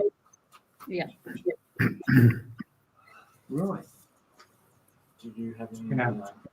No, I feel like we've covered it, because I know, look, the trick is Trudy is playing in a major football competition, and you could get to the finals, couldn't you? Yeah. All going well, if you can beat Great Britain. Yeah, we already beat them. You've got to beat them again, but haven't you? Them again, yeah. Yeah, it's very symbolic. They're playing Great Britain, who came to Australia and took it off. Now, blackfellas have made Revenge. Revenge, yeah. Did anyone have any questions for Aunty Trudy? Yeah. No, here comes the rain. Right, well, look, we've covered it. Yep. Yeah, unless anyone wants to add some more. Yes. Look, I just want to say one last thing. I think this paper, Dr. Smear, is the most important piece of evidence that's ever come out. We've met Graham, we've met Michael, we've met all these different people who've done some pretty good stuff. This is a step above it. This opens up a brand new part of our history that they don't want out. And it may help us save the sites here. I'm really going to be referring to this a lot and saying this is a global pattern and it's in this country. We have to protect our sites. But just one more thing, Dr. Smear, I was thinking about. Everything we look at regarding the Seven Sisters and this hunter, I really thought about it. And it occurred to me, we've got it wrong. We look at them as hunting. I see it as that they were following the way of the Seven Sisters, who they are, what they were, and what they were doing here. Because every time you look at it, you see the male always hunting the Seven Sisters. I look at it as, well, Buumabil, my family story, he was hunting at the time when he crossed them, but it was the admiration of them, the beauty of them. They were the most prettiest things he's ever laid eyes on. That was what attracted him to follow them. And when they were doing sacred ceremony with their yam sticks that have these crystals on the end, powerful, that can manipulate and control water and create storms and ice age. They wanted to freeze the earth again, they could. And in our story as it goes, it wasn't just a story someone. These stories also have moral principles that we walk away with, laws in a way of life and how to live and all that. They're just not stories. And in that saying that with Buumabil, the law with my men that came out of that from Buumabil, the mistake he made with the Seven Sisters is that men had to be wise in the future in selection of wives. So that was a marriage kinship law that actually came out of that visitation. And these marriage laws, I guarantee, are pretty much all around Australia. Pretty much the same. Yeah. So they brought marriage kinship laws. They brought a lot of laws in a way of living in life and how to live in a cohesive way that it kept us united. And it was the Seven Sisters, their way, that kept us for thousands of generations living the way we did. And yes, we weren't no perfect race and tribe. We had fallouts, tribal wars over women, over boundary territories, being pushed back and forth. But yeah, it was the Seven Sisters that brought many laws, and it's the laws that most of our people live by. To this day. To this day. Yep. In my part of the country, the laws they brought here and what we live under is the Yukum law. And the Yukum in our language means no, to disagree. And it also means in our cultural, in spiritual sense way, in our no form. So when you look at it, we've fallen from up there where our ancestors were, like they say, the fallen angels. All that, same in our story. We fell to this low density where we are. And they're helping us and everyone else to get back to where we have originally fallen from. And that is all human beings. Yeah. Where we have fallen from. That's where we fell from a spiritual sense, spiritual beings that were highly intuitive, to now heavier, dense beings, where we lost all those abilities that were given to us from them. And the more we increase and remember, like the biggest thing is the reason why our songline stories were was to mainly remember. Mm-hmm. And it's all about the remembrance right now. Mm-hmm. Remembering who you are, where you come from. And yes, to us, remembering who the seven sisters were and how significant they were to our creation and our very existence. Good one. Oh, okay. Beautiful. All right. That summed up really well, Trudy. I'm not gonna add to that. Yeah, I really believe we're meant to look towards them. Yes. We are forgotten, and the patriarch way come in and flipped our story somehow. Yeah. I truly believe that we are meant to look towards them. Not to honour them, not to worship them. We'll honour them, yes, because they are our blood relatives. They are our family. Like Buumabil, he was told he couldn't marry the younger sister. She told him that, I'm your sister. So therefore, we're sharing the same DNA. Yeah. We carry their DNA. Yeah. All right. I'll close with one thing that Uncle Jerry Bostock would tell me when he rang me up. I always knew when he finished what he had to tell me, because he'd always ring me up and tell me important stuff, and he always finished with this.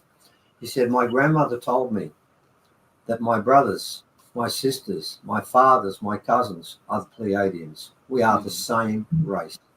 That's what we think in Australia. It's not just a story, it's everything.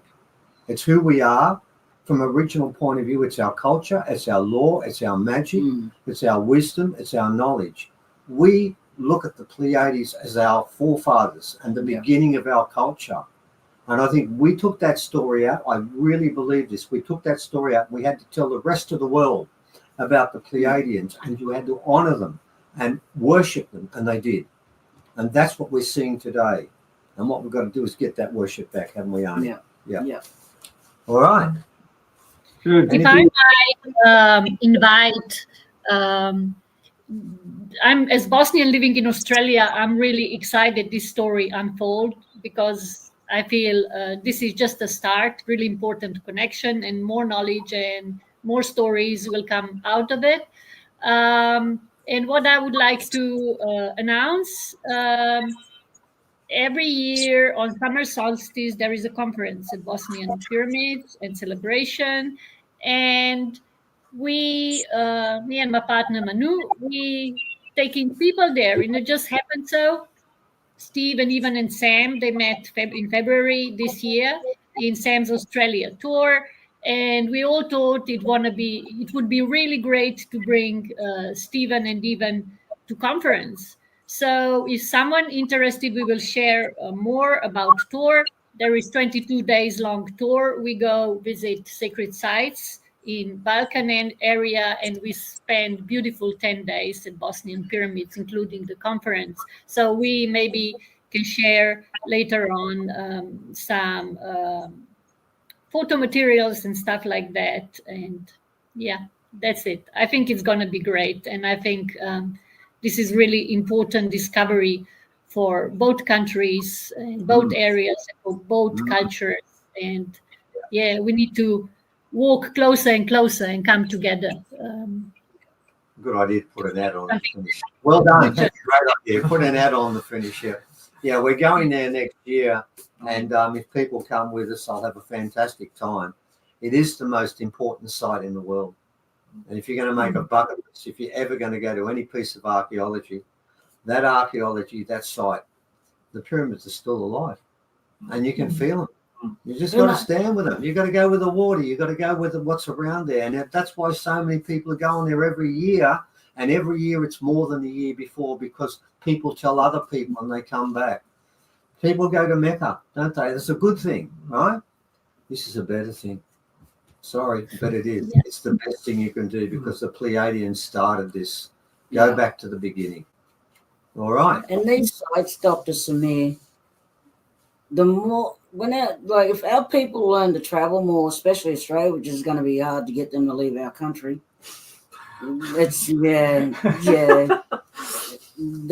are really connected to our country. Okay. But if they learn to travel more and move more, because they carry these songs, like we do have a Seven Sister song in our language. Oh. If we were to ever sing these at these sites, who knows what could happen? Mm-hmm. We'll watch something shift and something change. All right. Wonderful. Wonderful. You are welcome. Might end up in their suitcase on the way as one of their sacred stones. Oh, yeah, right. I'll cover you in stones. They won't see I will past. fit. We'll get some bubble wrap. Yeah, bubble wrap too. You'll be right. We'll fish in there. I can shapeshift. And you're right. Okay.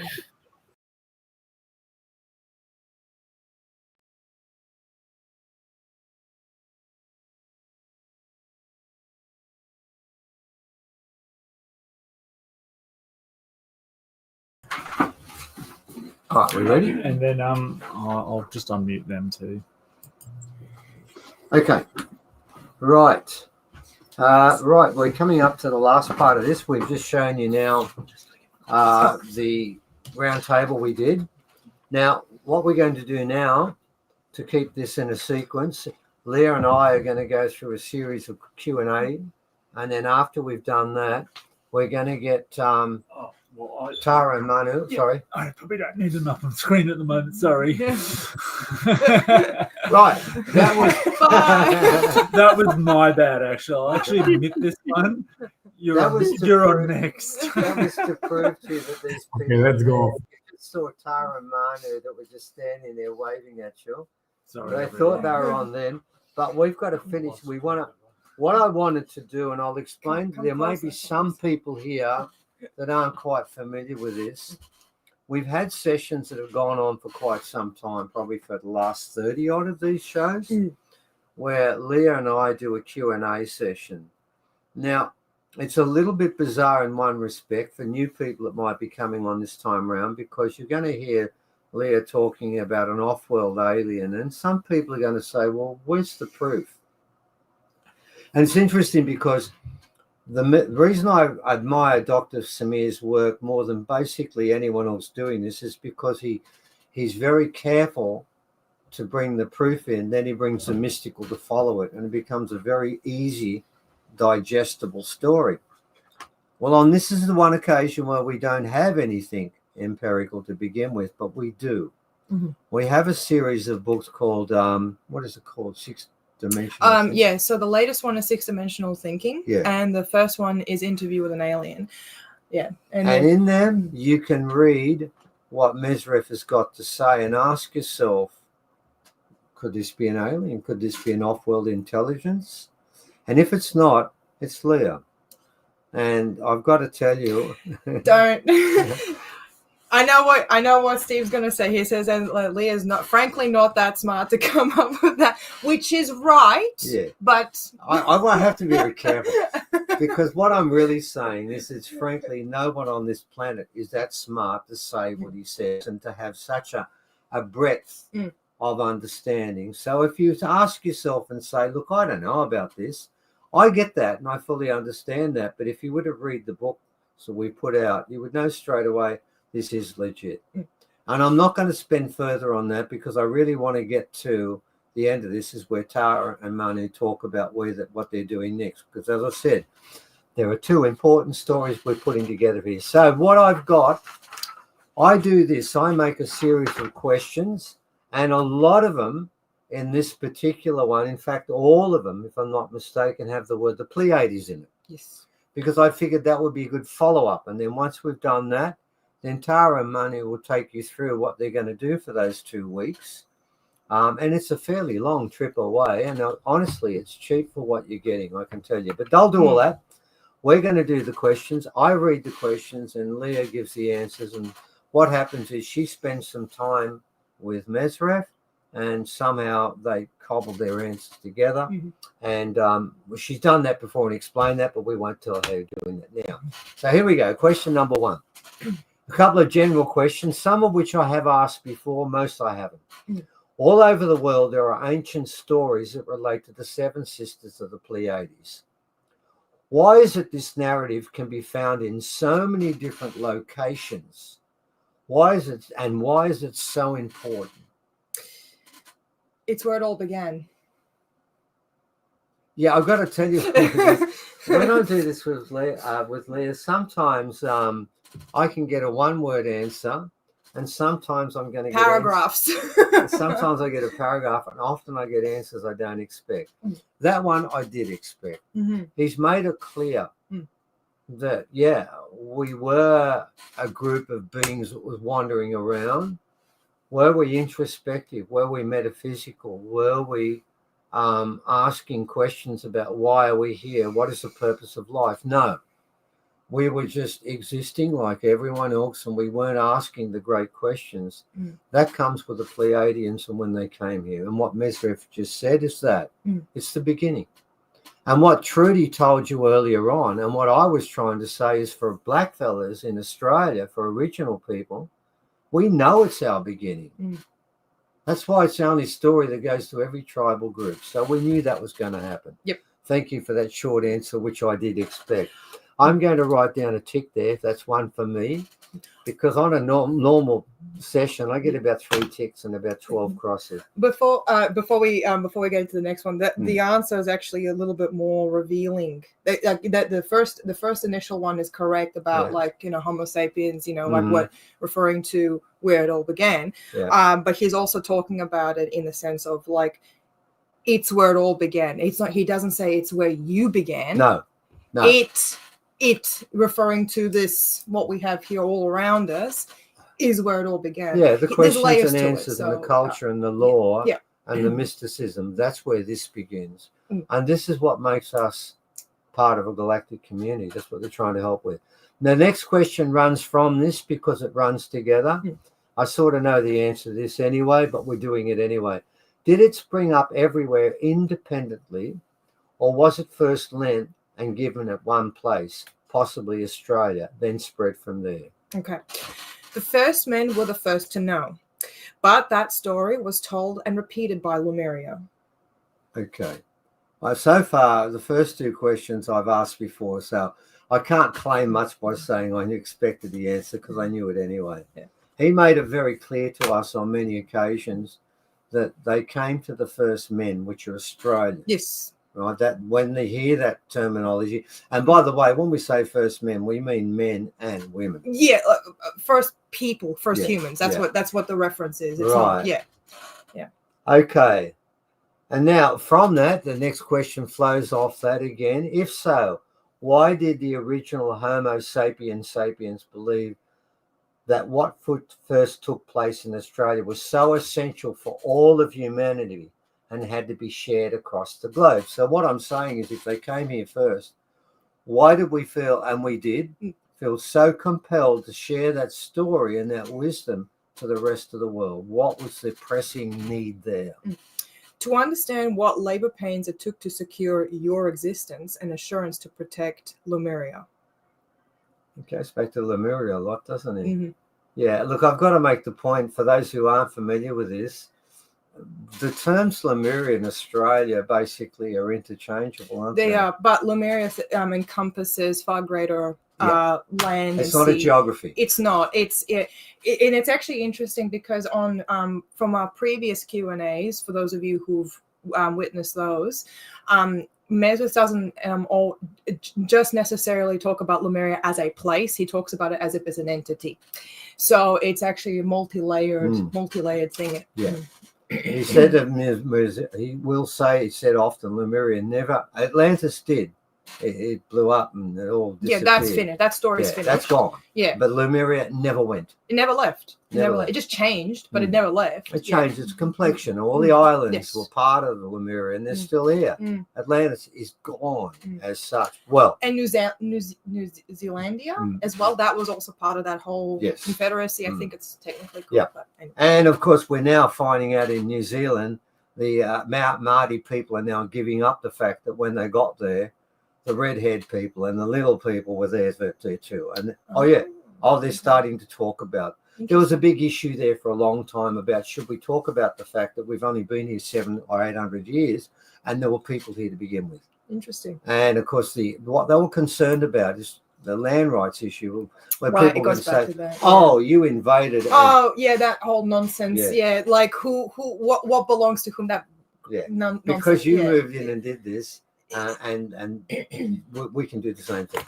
And they're worried about that, but now we've got past that. Yeah. Okay. Yes, now I want to talk about the inconvenient timing. Now, we haven't gone into this before. We've mentioned it, but I wanted to go into this. Number 4, a real issue in relation to the depiction of the 7 stars of the Pleiades relates to some very inconvenient timing. Many experts, and by the way, I do mean many experts, and not just from the left, but from the middle, they've all said the same thing, have picked up on apparent inconsistency when conceding that the last time all 7 sisters were visible in the earthly sky was close to 100,000 years ago. Now, that is not an opinion, but if you look up there right now, there are 6. One's hidden. It's behind another. So that's an important question. Okay. Could you give us some sort of Pleiadian timeline here for these stories that have spread? Okay. When our little siblings left the stars to sleep in the caverns below, they hid our home so it wouldn't be disturbed by anyone, even by my kin.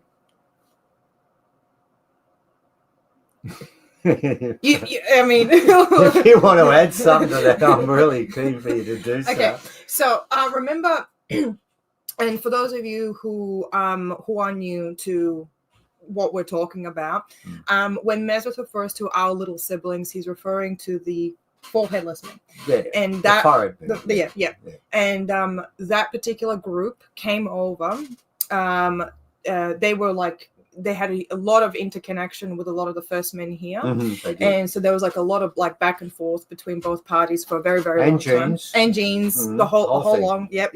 Not just cultural exchange, but intermarriages, and even had burial rights. It was a whole thing.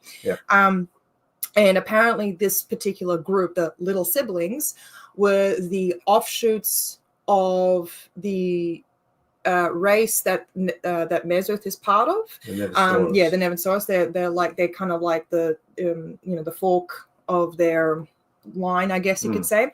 But that particular group, the little siblings, they were doing a lot of interstellar traveling. They didn't just come to Earth, but when they did, they usually came here to Lemuria, which was Lemuria back then. And what would happen is, they had these interconnections, but then after a while, after several unfortunate interactions, not with humans, but with some other ETs that came here as well, who had less than pleasant desires. Not anyway. They basically said, no, we don't want to be part of this anymore. We're pulling out, and eventually they pulled out, and they returned to their world. And I remember there was actually an answer given a while ago that they actually left. They didn't disappear. They just went back home, and they just stopped the whole thing. They stopped. Yeah, I've heard that. They basically went back home and said, we're not doing this anymore. And Mesrith is now saying they actually went to sleep. But here's an interesting thing, right? They went to sleep. They hid their home, right? Which is also Mesrith's former home. Right. Well, not really former home. He was never there, but that's just where his people originated from. They hid that home, even by Mesrith's own kin. Well, they couldn't find him. And they not only couldn't find him, but they basically told the little siblings, told the Nevensaurus, you can go too. We don't want you. Nobody. Yeah. So what happened on the Earth that sent them back to? It wasn't just on Earth that was the problem. There were other things too. But remember a while ago that we were talking about. I'm not sure if this was part of a Q&A, but how Nevensaurus used to be aggressors. They were very, very aggressive, and I think that was also part of it. But that was even further back 100,000 years. It was anyway. It's a whole thing, but just the general gist. Thank you for that, because I got lost on that one for sure. It was a lot. All right, number 5 here. If it is the case that the 7 sisters first came to Australia, which we, by the way, I've got to be honest, we did know that anyway. Yeah. I've got to ask that question, and one that comes from that: why was Australia or Lemuria, because it would have been Lemuria then, chosen as their first port of call? Because that's where the first men came to. Because that's where the first men came to be after. Oh, sorry. Let me start that again. Can't read. Because that's where the first men came to be after the Emerald Conquests. We wanted to show that you were not abandoned or a mistake. We wanted you. Okay. All right. Well, it sort of tells me they definitely did come here and they wanted, but it doesn't tell us actually why as such. But it does actually say they came. All right. So far, I've got to be telling right now. So far, things have gone pretty well. Although most of those questions I've asked before, so I did have some prior knowledge. Yeah. I'm sure there's a couple I'm not ready for. Yeah. When they came. Okay, and we sort of know this, but I wanted to go over it. When they came, we're talking about coming to Lemuria, Australia, whatever you want to do. What gifts, insights, and guidance did they offer the original people? No, ask yourself, what did the first men offer to our little siblings? I knew he was going to do that. He was going to pull one. Yeah, I knew it was going to pull somewhere. One. Yeah. Oh, God.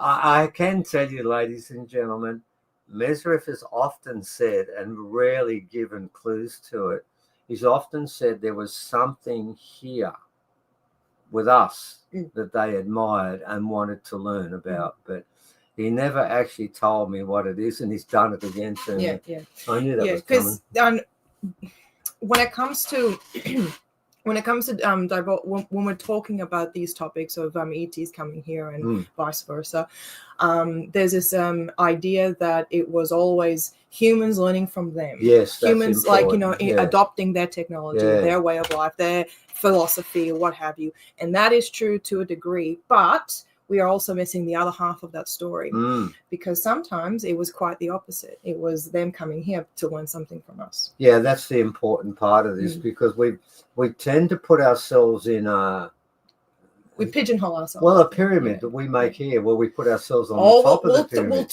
We'll talk about the pyramid in the next. There's some interesting parts of that one. Well, that's the next one. Oh, is it really? Okay, there you go. The first part was to set up the Pleiadian presence here. Okay, and Dr. Samir's talking about that, so I wanted that to be part of our conversation. But now number 7 has the word Dr. Samir in it, so now we're getting, in fact, Dr. Samir appears all the way through from that point on. So now we get to that part of the equation, and that's why Tara and Manu come after this, because we've got to do this first. Yes. Right, here we go. Number 1, let's go to the paper now. It says here, is Dr. Samir correct in his conclusion that the placement and construction of the Bosnian Pyramids does accurately reflect the positioning of the 7 Pleiadian stars, and equally sits within the confines of the Fibonacci spiral? And I'm sure people know what that is, so we're not going to do it. So is he right in doing that? Yes. Oh, shit. Okay, Tara, you got the answer on that.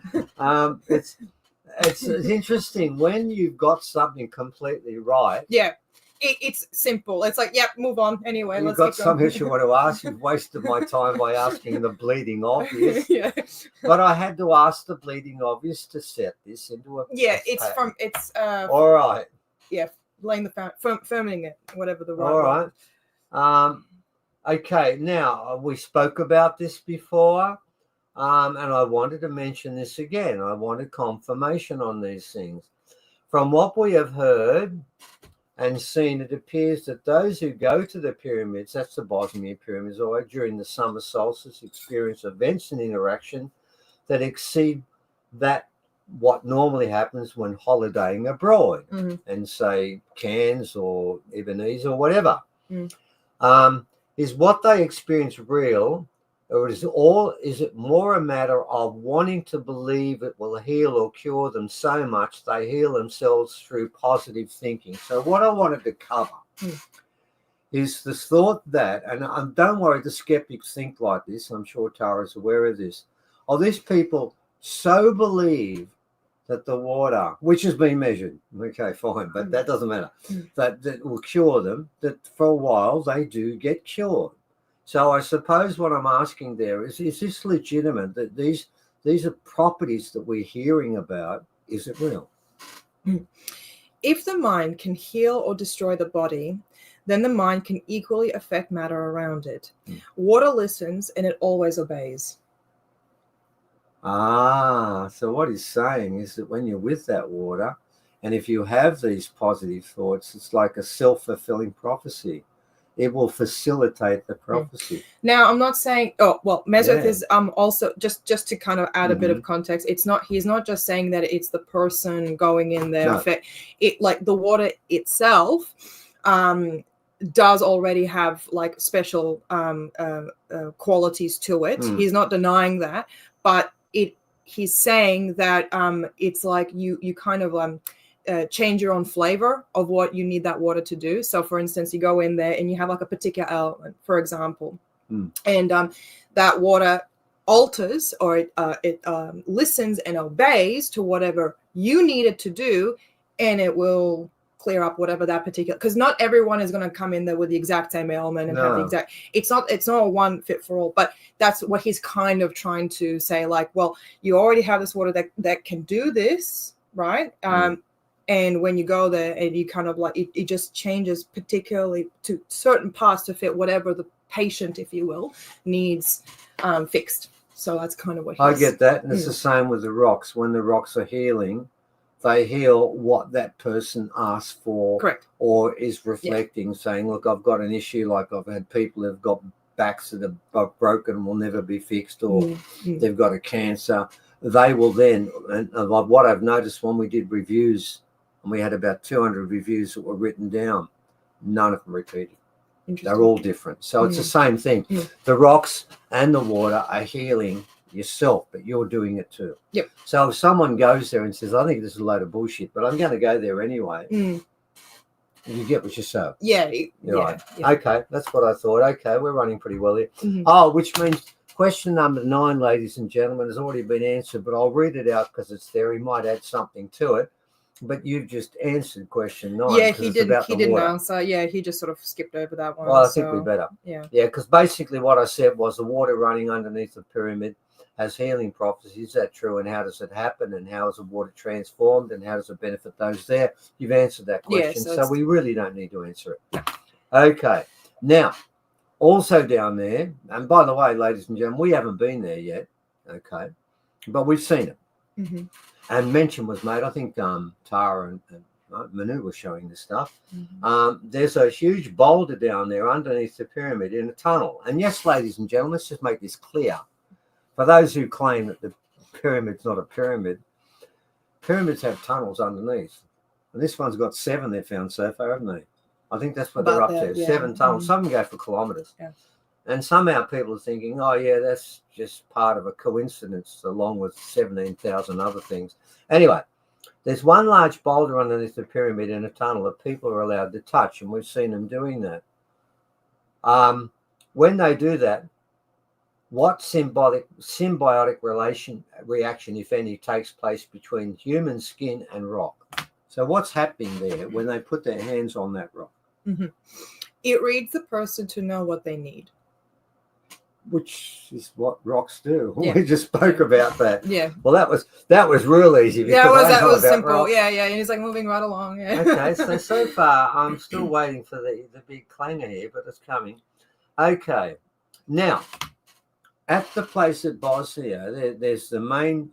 What do you call it? The Temple of the Sun? I'm not sure. There's Temple of the Dragon, Temple of the Moon. There's different ones. Yeah. Okay. Right. Now we're going to look at the combination there. In combination, do these pyramids cater for one purpose, or are there a multiplicity of reactions available? Pylons were made to do many things. This technology was donated to help you find your place in the universe. But since then, it was copied, expanded upon, and then eventually corrupted.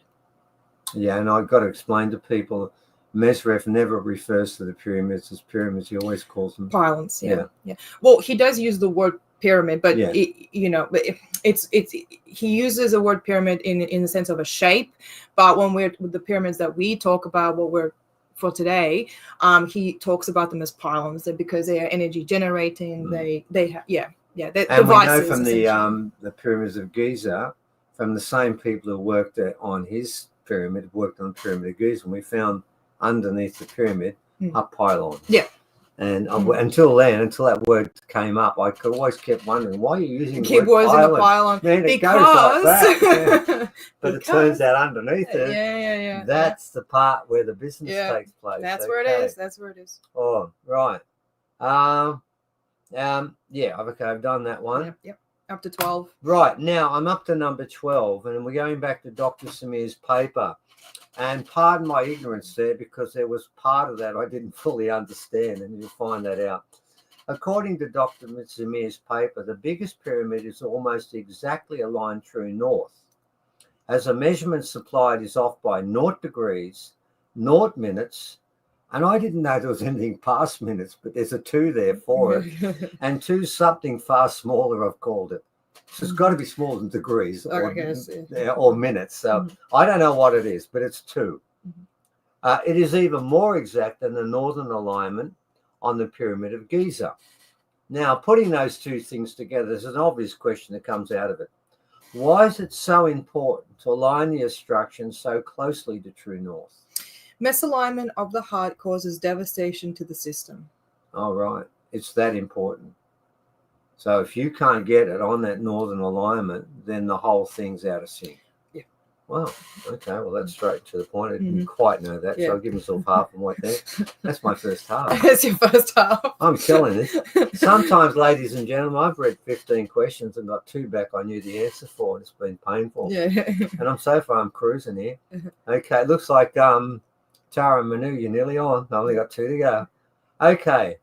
When was this set of pyramids constructed? That was the obvious one. Were they all built at the same time, or was it more spread out and done one at a time? And done one at a time. So was it all built at once? When did that happen?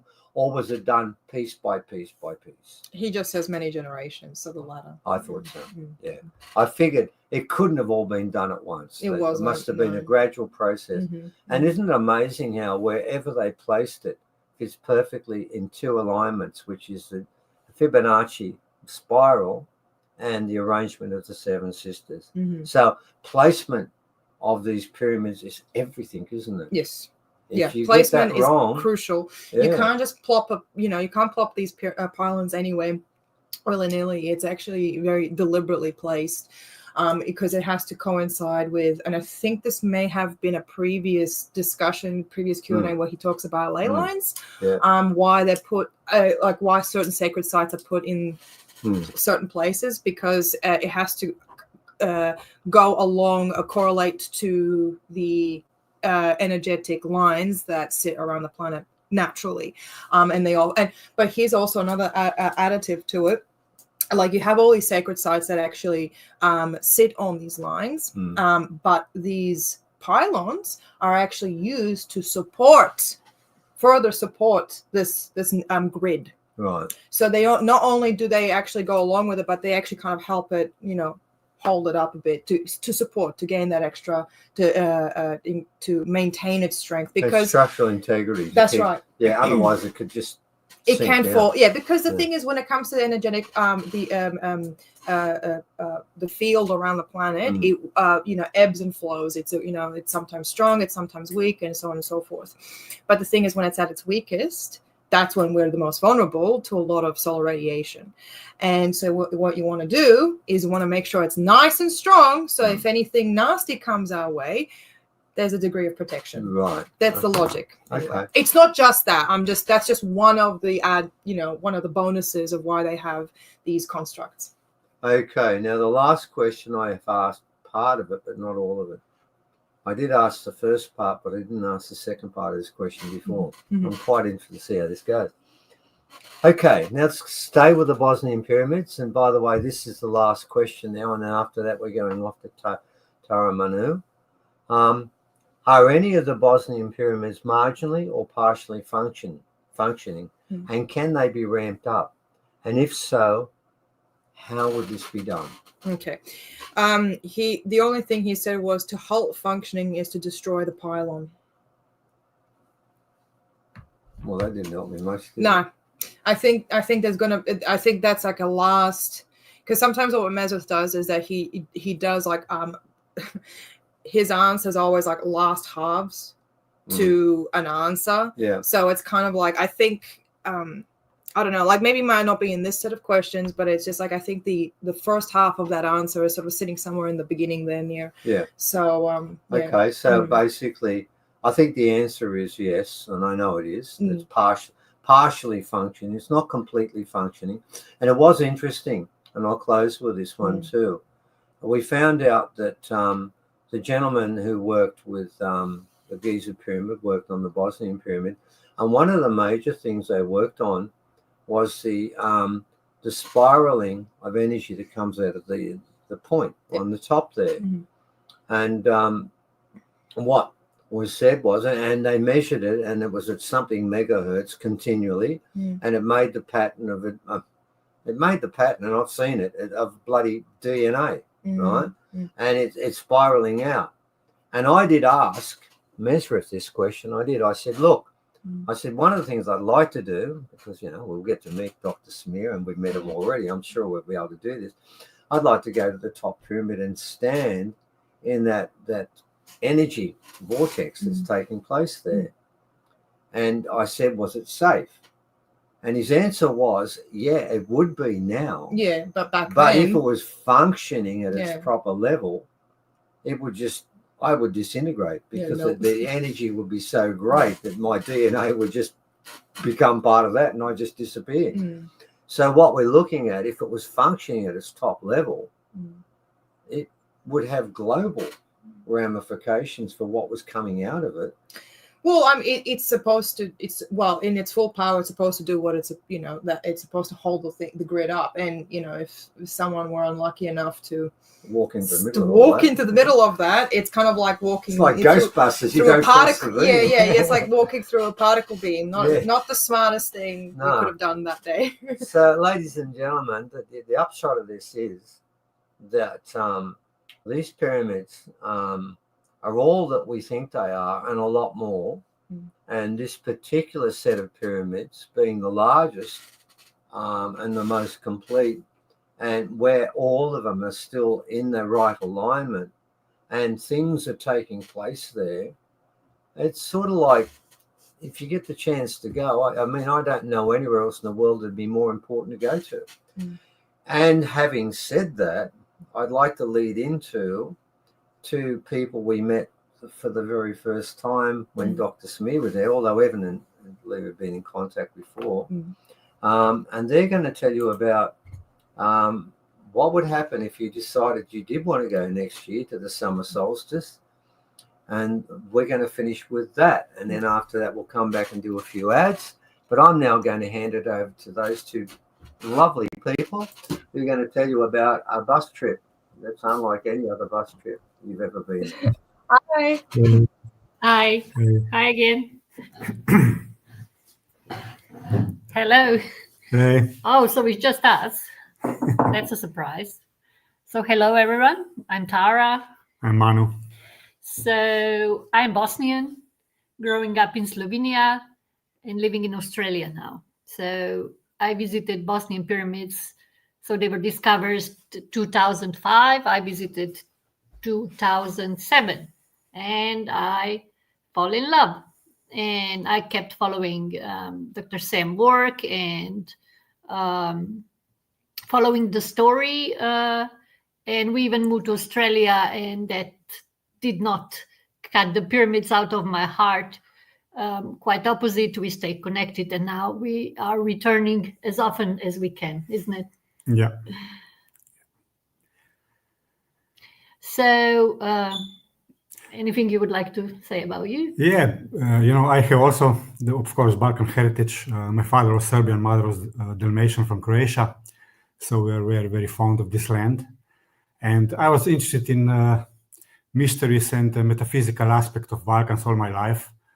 So I did a lot of research there on the ley lines. There are tons of megalithic structure all around the Balkans, so it's all connected.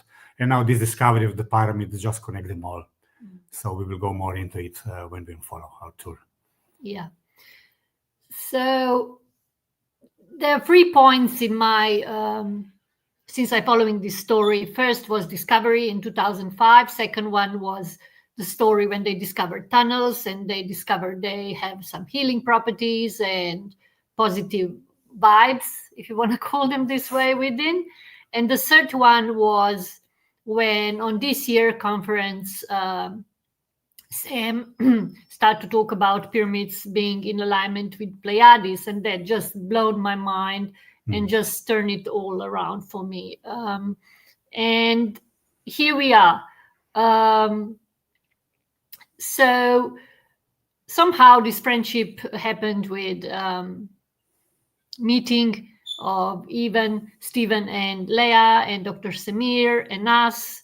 We all met in East Coast, and here we are today. So what we would like to do, we would like to invite you and present a beautiful journey to Balkans. I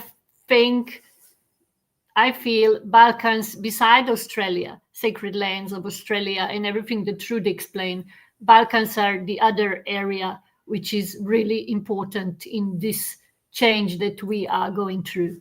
So it's very powerful land, it's very powerful culture, and with pyramids, we just happen to have shape of seven sisters. So yeah, maybe if we could take you, I'm not sure how we can share the screen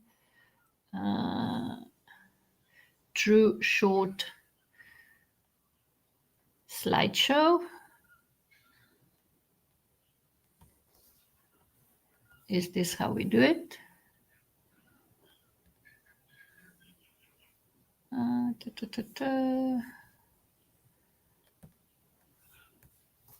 The video. It's here. Yeah, so there should be a button down the side, and you can share a screen, or you can load up the slideshow. So Which button it is? It is the red one? And to leave studio. Leave. it would be a box with a square in the middle of it. Yeah. Like a cross in the middle of it. Yes. Like plus. Yes. Yeah. Yes. Video file. So Or share screen. share screen. Yeah, share Here screen. it is. Share screen. Okay. And now you will select the tab to share, probably. You need to find. Screen. Yeah. Can you see it? No, it's not showing.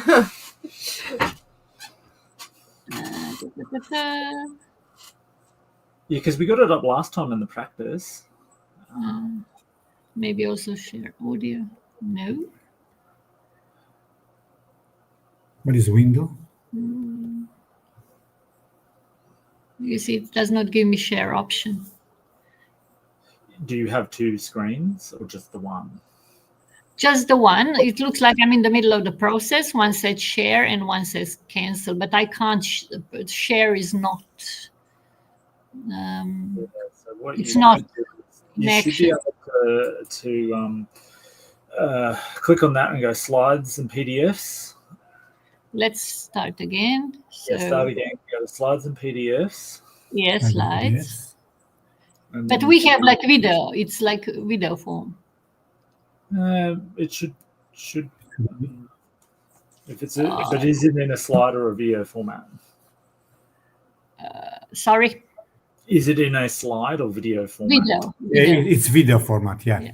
Okay, then maybe click on video file, and it, so you'll see extra camera video Video file. file, yeah.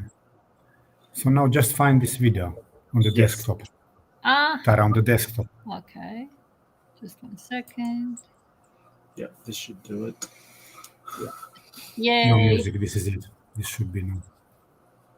This should work. Ah, Doesn't support. does not support. That's okay.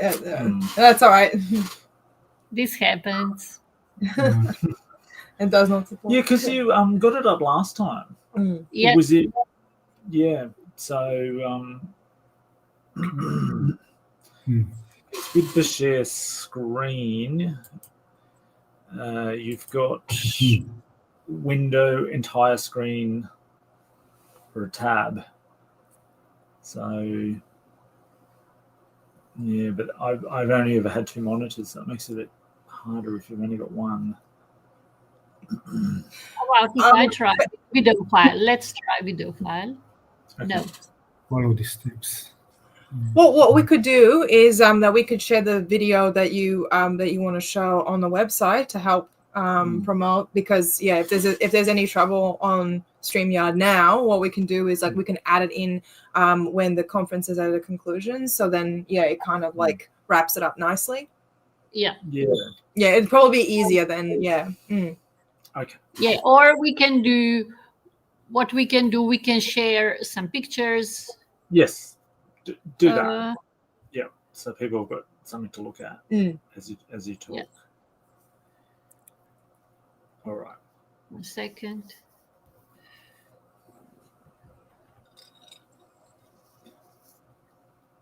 No, sorry, that actually is going to be a little bit complicated. Maybe we can tell a few things and then we just add. Well, the other thing I can do is as you're talking, I can screen share the website and then that will probably be easier. So I'm just going to get that ready while you continue to talk, and we'll disappear off screen. Yeah.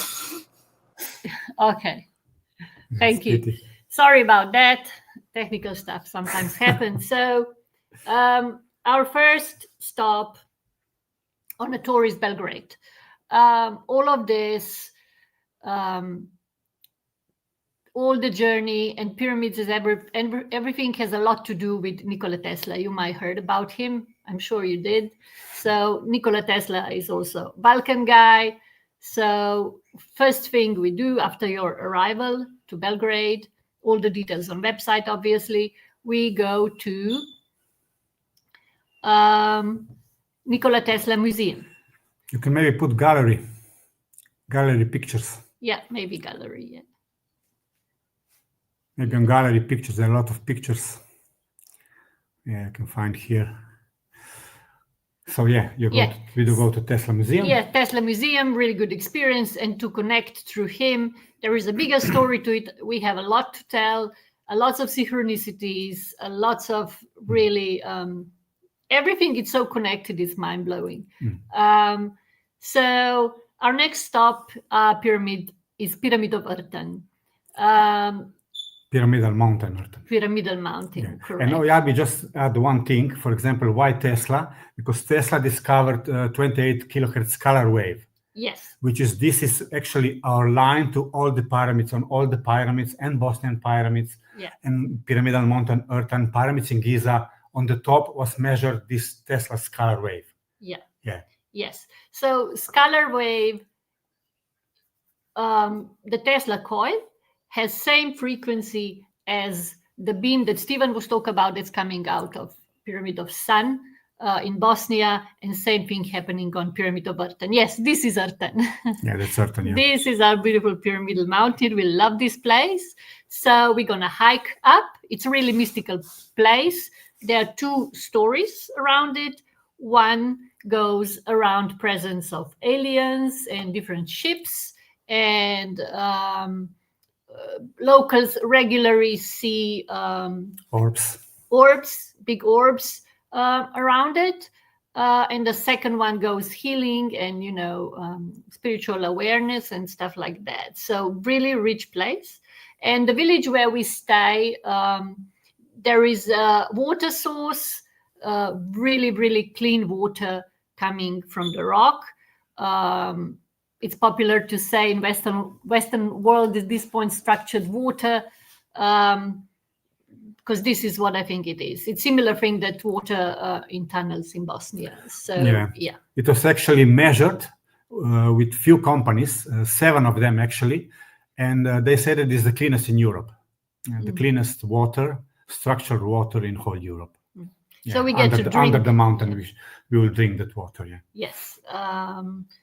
And it's just coming from the rock in the middle of the village for free, right? So quite an experience. So we stay there, I think it's 4 days, and then we continue. Maybe a little bit more about Ertan? Yeah, maybe you. Yeah, because Ertan to me is huge mystery. So I've been many times. I did a lot of research. And now you have 2 ways of stories. So you have scientific stories and you have stories from the locals. So now we don't go in everything because it's tons of this stuff. You will learn more about this on our journey. But the things that I wanted to point out is, which is to me very important, is when we were former Yugoslavia, our military has a lot of testing. So they've been flying with the with the aircraft over, but what's happening? The airplanes are so much magnetized that they were useless. So they then say you cannot go over the mountain. Nothing works because of the Tesla scalar wave was so powerful. This is one thing. And the second thing, they discovered that they are actually amplify our thoughts. So they say, okay, if this is true, let's do experiments. So they put 10 scientists from Serbia on top of the mountain where the scalar wave is, and 10 Russian in Mount Ural. So this is 4,000 or 5,000 kilometers away. And they say, okay, at 1 o'clock, one of the scientists will imagine something, and on another side, a Russian scientist will say blank paper and a pen. And if something came in her mind, he will draw it or write it down. So what they did is with 10 times they do this with 10 different. So it was 90% accuracy. So if I was thinking about, let's say, square, the scientists in Russia made square. So meaning they confirm that this energy amplified our thoughts too. So this is just one of the mysteries that is here. So really, really interesting. So beautiful community gathered around Ertan. Arthur Clarke written about it. As a navel of the world. He said it's a navel of the world. So more and more people get attracted to it. And we bought land there too. So it's partially our home, partially is Australia, partially is Ertan. And the people there is just next level. You get conversations, you get, it's just lovely. And the places we stay, we try not to book big hotels, corporation stuff.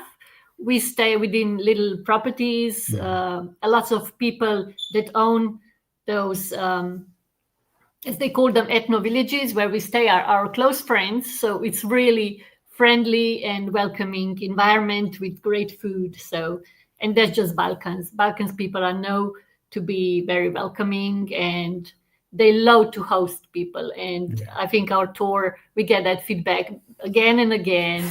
Our tour really is about this, about friendship. So next stop is Mountain Tara National Park, Tara. We can see forest right here. That's forest from Tara. Yes, that's the one. So Mountain Tara is known for, there were nephew and his uncle, right? Tara Beach prophecy. Yeah, Tara Beach prophecy. 200 years ago, they were just, they could not write, they could not read, they were shepherds, so they spent a lot of time in nature, in that beautiful Tara that you will see. It's just really magical place. It's like fairyland for me. Like, it's so beautiful with forests and waters and everything. You just expect the elf will just look at you will just pop up behind the tree with all the flowers and everything, and especially in June. It's really, really magical. So they were spending time with their sheep, and I think what happened to them, somehow their senses or channel or whatever you want to call them, they become really clear. So they start to see visions from this time, from our time. They were talking about mobile phones. They were talking about television. They were talking about trains, cars, internet, all of that. 200 years ago. Yes, and obviously they sound really strange back then. But the local priest thought that's interesting, and he just write it all down. So we have all documented what they predicted. And we will go to see their home, their house, where they were. And what we found out, there is that amazing rock. Actually, it was a sphere. It was a sphere, but a few years ago, the people, they're not like what we are doing. They burned the cottage, and the sphere was just in front, so the sphere got damaged. It broke, but still there is a rock. When I put my hand on that rock, it's just something else. yeah, but everyone needs to experience it for themselves to see what's about. It's something really special. And this year, when we were there, I already knew Stephen and even Leah. They are coming with us next year, and with memory, what happened when they show us some of the rocks in Byron Bay. They were in my mind all the time when we spent time here. I just said, I'm so excited. Yeah, connection. No connection, yes. Yeah, and this stone, when it was spared, they call it cosmic ball. Yeah. Because it has 15, 16 elements. They are not here from Earth. Yeah. So they cannot know what it is. So this also can influence. It's definitely energy is very, very different than anything that you can touch. So I think Mountain Tara, what's special about it, I think the veil in between worlds is really thin there. I feel that since I was a child. So we spend there a couple of days, and then we go to River Tara. River Gorge. Yeah. Gorge, a really pristine river. Our place, our venue where we sleep. Yes, that's the River Tara. This is your view when you have breakfast. This is what you see. Again, another special place. If you desire, you can do rafting there. We did it this year. It was so much fun. Good laughter, good relaxation, and good team building, I think. Good food. Yeah, good food, Really everything. good. So fantastic place. Yes. So, and then we continue to Dubrovnik. Dubrovnik, yeah. You might heard of Dubrovnik. It's in recent years, it's famous for, yes, that's Dubrovnik. It's famous, is it? Yes. Yeah, it is from one side, yeah. Yes. So it's famous for Game of Thrones, but Star Wars. Yes, but obviously there is much more to it. I did not even know about Star Wars. Yes. So there is much more into it. Again, another magical place. They knew why they put it there. And what I found this year, there is a little island called Lokrum, just a short boat drive from from old town of Dubrovnik. And I found Australian Botanic Garden there. I was so happy. It's just like, I'm on Balkans, I'm Mediterranean, and there are gum trees and all of that. Like, it's just symbolic connection. Yeah. So Dubrovnik is a part of Croatia, as you know, and you know how popular Croatian coast and Mediterranean are getting, and there is a good reason for it. It's really, really, really beautiful. Yeah, in Dubrovnik, it's considered the Attic Pearl. Yeah. It's really beautiful. All the architecture. Yeah. It's typical Mediterranean old town. It's fantastic. Yeah. Our another stop is Mostar. Yes, this is the bridge we can see. Beautiful Ottoman old town with markets and shops everywhere. Everything made in stone, and this bridge is really iconic. People jumping off it. And it's just, this is already in Bosnia and Herzegovina, obviously. So it's really that embrace into Ottoman history of Bosnia, I would say, that deep dive in. Yeah. And what I would like to say, the towns and places we go, especially like Dubrovnik and Mostar, yes, it's about architecture, but I think those places, they knew why they put Dubrovnik where they put it. They knew why they put Mostar where they put it. I think it has to do with ley lines. And all of this journey, I think we somehow traveling all those sacred sites, really powerful, beautiful places, and they make us ready for, obviously, pyramids complex in Bosnia. Yeah. So we are staying Bosnian pyramids for 10 days. And why we are doing longer trip? Why, among other things, because there is so much to experience, and all those places get us ready for the peak of experiences. But when people travel from Australia, we figure 1 week on 10 days, it's kind of too short, because, you need to get over jet lag, and it's long flight, and it's nice if you want to really settle into place and really absorb experiences, because first few days you get tired. It's just a fact because of jet lag and stuff. it's worth to take a little bit of time and stay a bit longer, and then you can really tell you experience Balkans. Yeah, and it's not just it's not just jet lag and stuff. We also go to the very powerful places. Yeah. I mean, all places will be, and it's a lot of the nature, of course, is nice, but some places are very, very powerful. And people, our guest experience that they said, oh, this is really, it's really, really powerful, strong stuff that came out. And so it's needed to be preparation. So it was carefully designed that we go pick and just ready at the end to be less than days on the pyramids. Yeah. And what I would like to say before I get into what happens on pyramids, I think to having Stephen and Leah on a bus, it's going to be really magical. I'm so excited about this, because the time we spend with you guys, and every single time we talk, even online, it's just magical. It's something about it. And Stephen's stories, like imagine just sitting by the fire and listening magical stories and knowledge he has, and experience that. For me, someone that lives in Australia, I love this land too, by the way, a lot. We traveled a lot. We spend a lot of time. Our second home, no doubt. Yeah, on the sacred sites and really beautiful places in Australia too. So bringing those two cultures together and those two places means a world to me. And years ago, I always felt, I was saying always, I think Uluru and Bosnian Pyramids and Ertan Pyramidal Mountain, and somehow those two lands work together. I don't know how, but they have some kind of communication. And here we are. So and now we discover Pleiades. Yes, and now with Pleiades, it's just all right.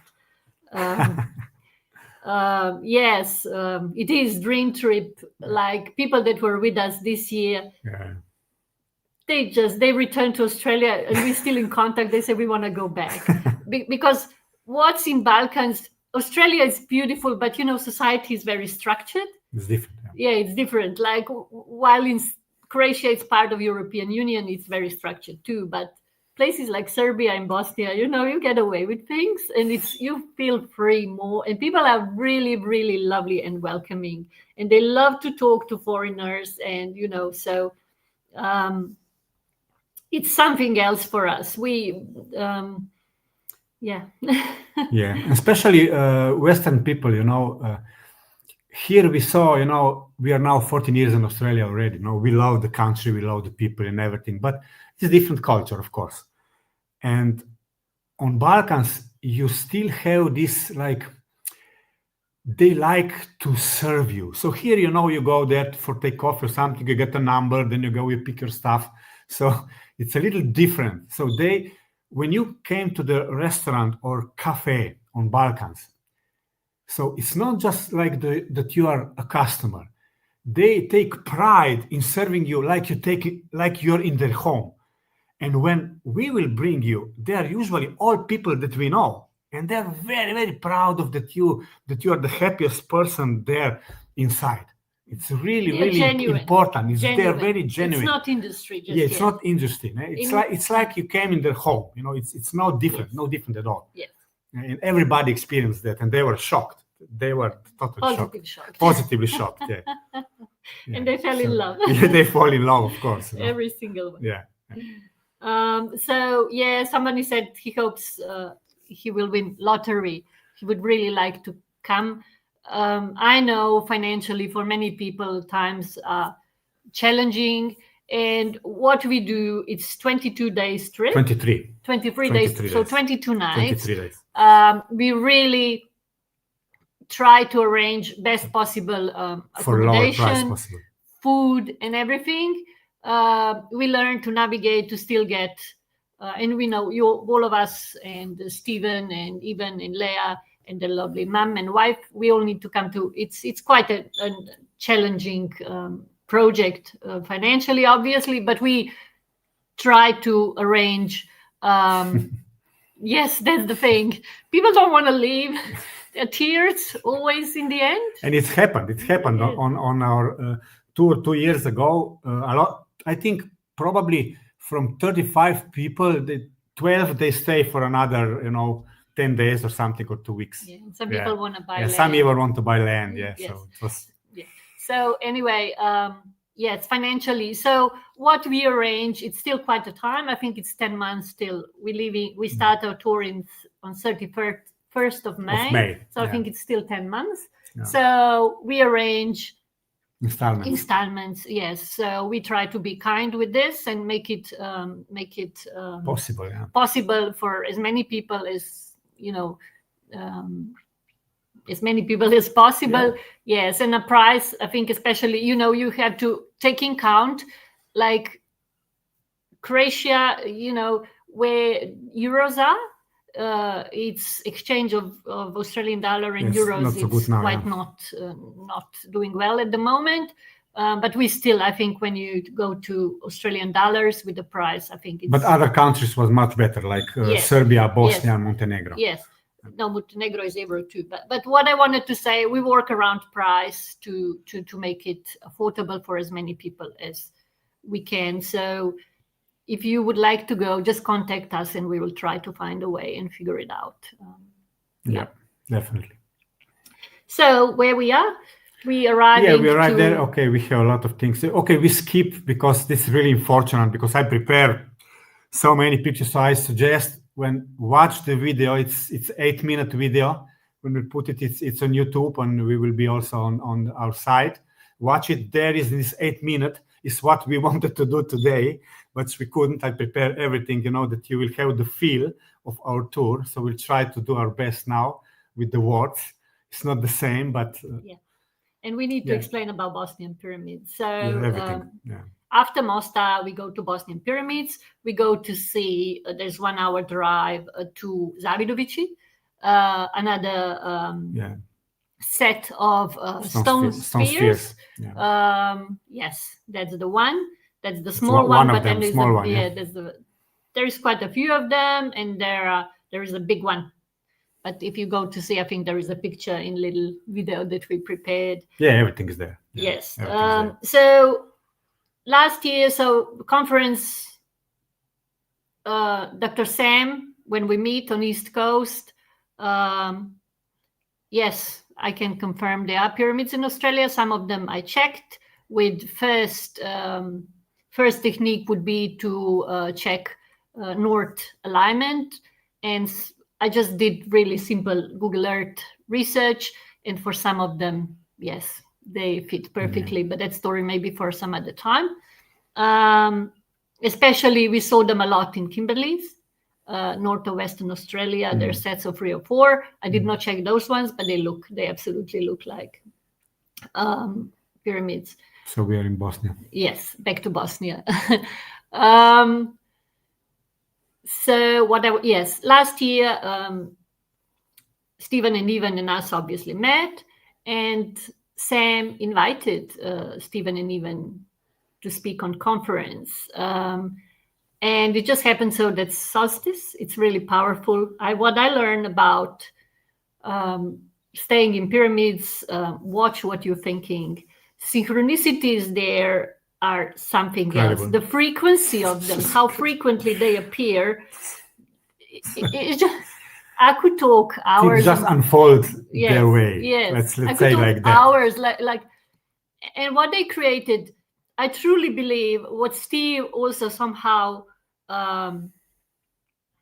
captured. I think Bosnian pyramids at this point are one of the most important sacred sites in the world. Why? First, because Dr. Sam and his foundation and his team, they bought a lot of land around it, so they own it. So they are free to do their thing. There is no government interruption, and there is infrastructure, there are restaurants, there's everything, and people from all over the world are coming there. If you read Celestial Prophecy, Evan, this is how the place feels for me. This is the place where people gather, where people meet, where couples meet, where love is born, where communities are born, where people start to create projects together. If we talk about New Earth, some people talk about New Earth, I think this is one of the most important places for creation, for people together and do work together. Another obviously is the qualities of pyramids, the energy, the healing potential, the prehistoric tunnel healings. Yes, all it's of very it. important. It seems like something created. A stage is not a place for us to gather there. To rediscover it, actually. Yes, to gather there and to do, things. Yeah, it's magic, definitely.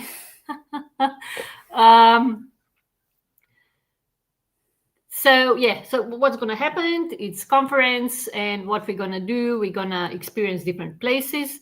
What I like to do, I'm all about experiencing. I'm not that much into the science. I can understand things, and it's important for me to understand, but I want to know from firsthand.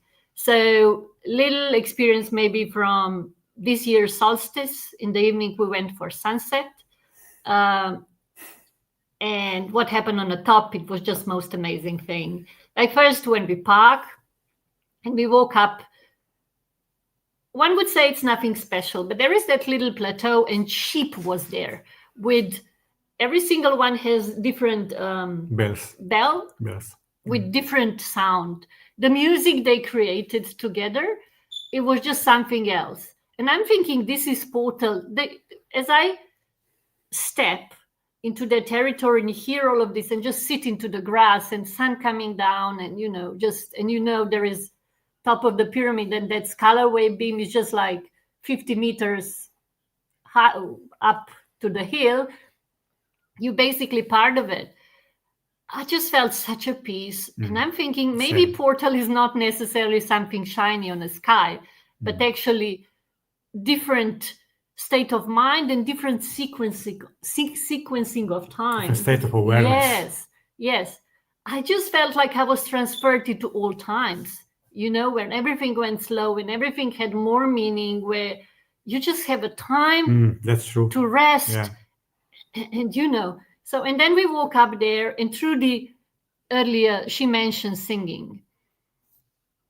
And there was a group of French people. It was like in a book, I don't know. I think this is the world I dream about every single day. There were Bulgarian people and some French group.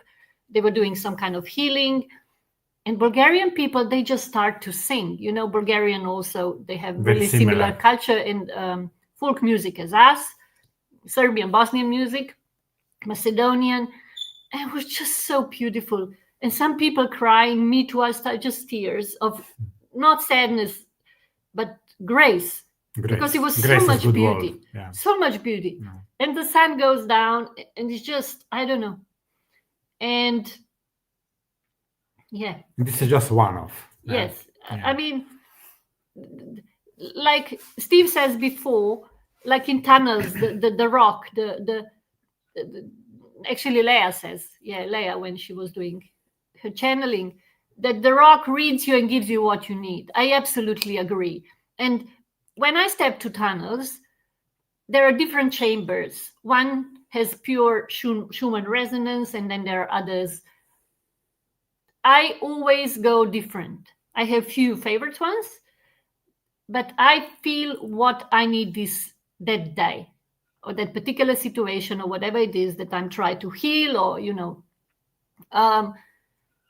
it kind of calls me, because gosh, this is really even difficult to explain. It's something knows. It seems like there is awareness there that knows about us more than we know ourselves. And that if you ask for it and if you allowed it, it will guide you to the whole experience. Dr. Sam likes to talk scientific approach, and I really appreciate that because we have foundation. But for me, I like that esoterical approach a lot, and especially through objective experience, as much objective as I can be. So, yes, exactly. Yes, exactly. That's it. Yeah. For me, it's both. I like science. I like science a lot, and I like, also ethereal world, which cannot be somehow, scientifically proven with measurement that we have. Some can be, but not all of them. So metaphysics is, to me, it's very, very important. And in tunnels, I think it's personal. And it's not always the same. More time you will go, more different types experience will be. For me, for example, it's one that was totally crazy. I still cannot explain it. When I first tour, when we've been, I have the feeling, and Tara was with me and another friend, that I'm inside maybe 1 hour or 15 minutes max. And when we came out, it was 6 hours and a half. We lose track of time. It was crazy.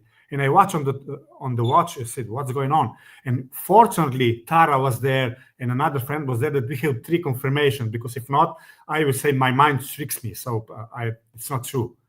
We spent 6.5 hours, almost 7 hours in the tunnels, meaning that it's maybe 1 hour past. It's just crazy things happening there. And so it's really interesting. Really interesting. Yeah. So this year on conference, Michael Tellinger, we met him. He had a talk, and it was great crew. It was so much fun. Those guys are fun. Like everything is going on in such a I would not say positive, but just joyful environment is established, and really good food. Foundation prepare really good food. They're local ladies. They grow food in their gardens. So no GMO, none of that. Right. Just varieties. You go for lunch and there is spread on the table. It's just like amazing. So conference is something else. It's not dry talk, not at all. We go, Dr. Sam take us to different sites, to archaeological sites, to certain pyramids. It's really interesting. So a lot of, So what we get from people that travel yes, to they Balkans, can.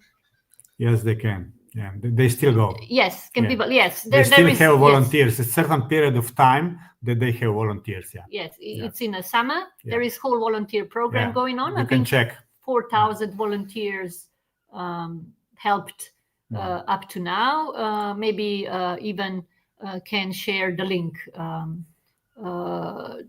On their website, there's whole volunteer program, and we know it's working really well. Yeah. We know the guy who organized, who's going to be your guide if you're going to go there, and he's from Slovenia, and he's awesome. So it's just like people love to go. They say it's something else to be in those energies, and of course, so definitely you can do that. So I am really excited that Stephen and Niven and Leah will be part of the conference. I don't like to talk my visions and stuff. I'm not that self-confident in that just yet. But one of the things that follows me for years, there is a stage in Park Ravne, which is just underneath the tunnels. And so many times I see group of original people sitting there and playing didgeridoo and singing.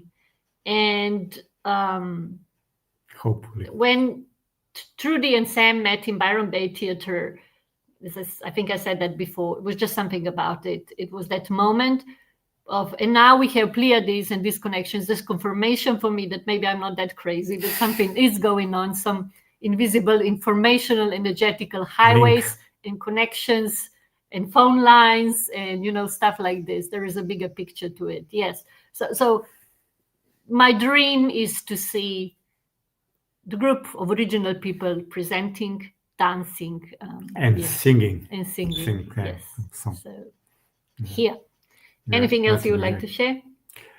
Yeah, there's so many things, So again, I mean, maybe a little time limited. It goes on quite a bit. So this was just one pyramid. So we have a lot of them. We will be, fire gathering of Pyramid of the Moon. We will be in very special place, which is Dragon Pyramid, Dragon's Nest. We experienced this year so many stuff, everybody cries there. It was so very intimate and very personal. So it's just amazing stuff going on there. Amazing stuff. Yeah. So thank you very much. This was challenging for us, as we thought we're going to have pictures back up, but here we are. We did it somehow from the memories. So again, if you're interested, oldworldstores.com. They can find our video on this and what, or yes, if not on Facebook, how it's we'll ask Evan to share the link. Okay. I'm not sure if it's already on a when you get the link ready, I can share it. And the other thing I can do is next conference, if you just send me the video file, I'll I can tweak it for you and just have you back on in a couple months' time or something. But it's a bit fiddly. Tech is great until it doesn't work. Yeah, that's fine. We made it sometime. Yeah. Maybe link also in the Facebook group. Just share it. It's on YouTube. Maybe that's the easiest. Yeah, because I think this video, you've probably seen it.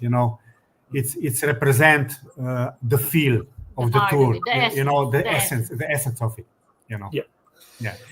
So we'll definitely sort that out. Okay, thank you both so much. Really looking forward to traveling with you in 10 months' time. Can't wait to see you guys. Awesome. All right, I'll just bring you down, and I'll do last few announcements, and then all right then. Thank you so much. See you guys. Yeah. Bye. All right, I will just get this up. So Diego, who's been on our show a little while back, is putting on a conference in Italy. So we're going to do a promo for that, not in September, but early October. So I thought I'd just flash this up. But as you can see, there's some really good speakers there. Eric van Daniken. Definitely worth checking out. So more of that will pop up soon. And that's the book that Steve and Leah were talking about earlier. So I definitely recommend, if you're in Australia, to go to the website to get it from us, so then we can mail it to you. They'll sign it. Leah's been tirelessly working on the website, getting it looking a lot better than what it was. It's actually got a functioning store as opposed to random little PayPal coding that I tried to do. So, anyway. Yes, and of course we've got this book available as well. It's about our Elder Kano. And you can go to their website and grab that. And if you're international, it's available from Barnes & Noble. And yes, we've got a book on Slater about the first language. Once again, available in Australia from us, and then all the usual places if you're international, and all of our other books are available at our new store. So, that's just me having a joke. So, yes, working tirelessly on some books at the moment. I'm working on Cradle to the Grave, which is going to be over 1,000 pages. So the book is going to be huge. Yes, so when you open the pages, you'll hear my screaming. It's been 4 years of my life, but it's coming together. And amongst all of that, I didn't help myself by finding an extra about 150 pages worth of material, which then springs into the next book that I'm working on, which is Everyone Before Cook. So, and I'm working on that with Dr. Charles Cos. That's going to be a good one. We're going to talk about all the people that came to Australia before the British. And some of those meetings were actually quite amicable, which was a surprise to me. And as I was working on the big book, stumbled across a whole Masonic Freemasonry link as well. So we'll explore that in a lot more detail. So basically, I'm going to go from this big book into the next one. yikes. But yeah, we're getting there. Yeah, so weeks away. And I've lent on, surprisingly for me, AI has been quite helpful for some of the pictures. So yeah. I mean, this book, as I said here, is the sum total of the last 20 years. It's trying to bring everything together into one. So yeah, I've been fiddling, making some pictures. So I'm quite unshamelessly proud of what I've been able to do with very limited experience with AI and whatnot. But yeah, I think it's coming together well. Yes, we've got an online course coming up soon too that we're working on. The trailers being put together as we speak. We've just set the outline and we're going to start filming the modules for the course. So yeah, we're working on a lot of different things in the background. So yeah, that's going to be a good one. So yeah, that will break down a lot of our content into small pieces. And yeah, I definitely recommend that one. It'll be all online and videos and whatnot like that. Yeah, so it should. We've got that happening as well, and we'll have some elders being interviewed for that, of course. Yeah, so do I have anything else here? Let's see. No. So that kind of sums us up for the moment. So yeah, a couple of weeks' time, we'll have our next online conference. We'll have some of the speakers from that Awakening One Step Forward conference in Byron. We'll get some of them to come in to do a little intro about what they're talking about. Might have a little group discussion as well. So that one, and then in early October, we'll have Diego on to talk about his conference in Italy. And yeah, that will get us through to that. So yeah, we'll see you all very, very soon, and looking forward to seeing you all very soon. We'll have a few new articles up in the interim now that the website's up and functional. It was functional before, but it's just a lot better now. So at the very least, go check that out. All right, so thank you all for joining us today. And there's been some really interesting comments. I've been jotting some of them down as we go.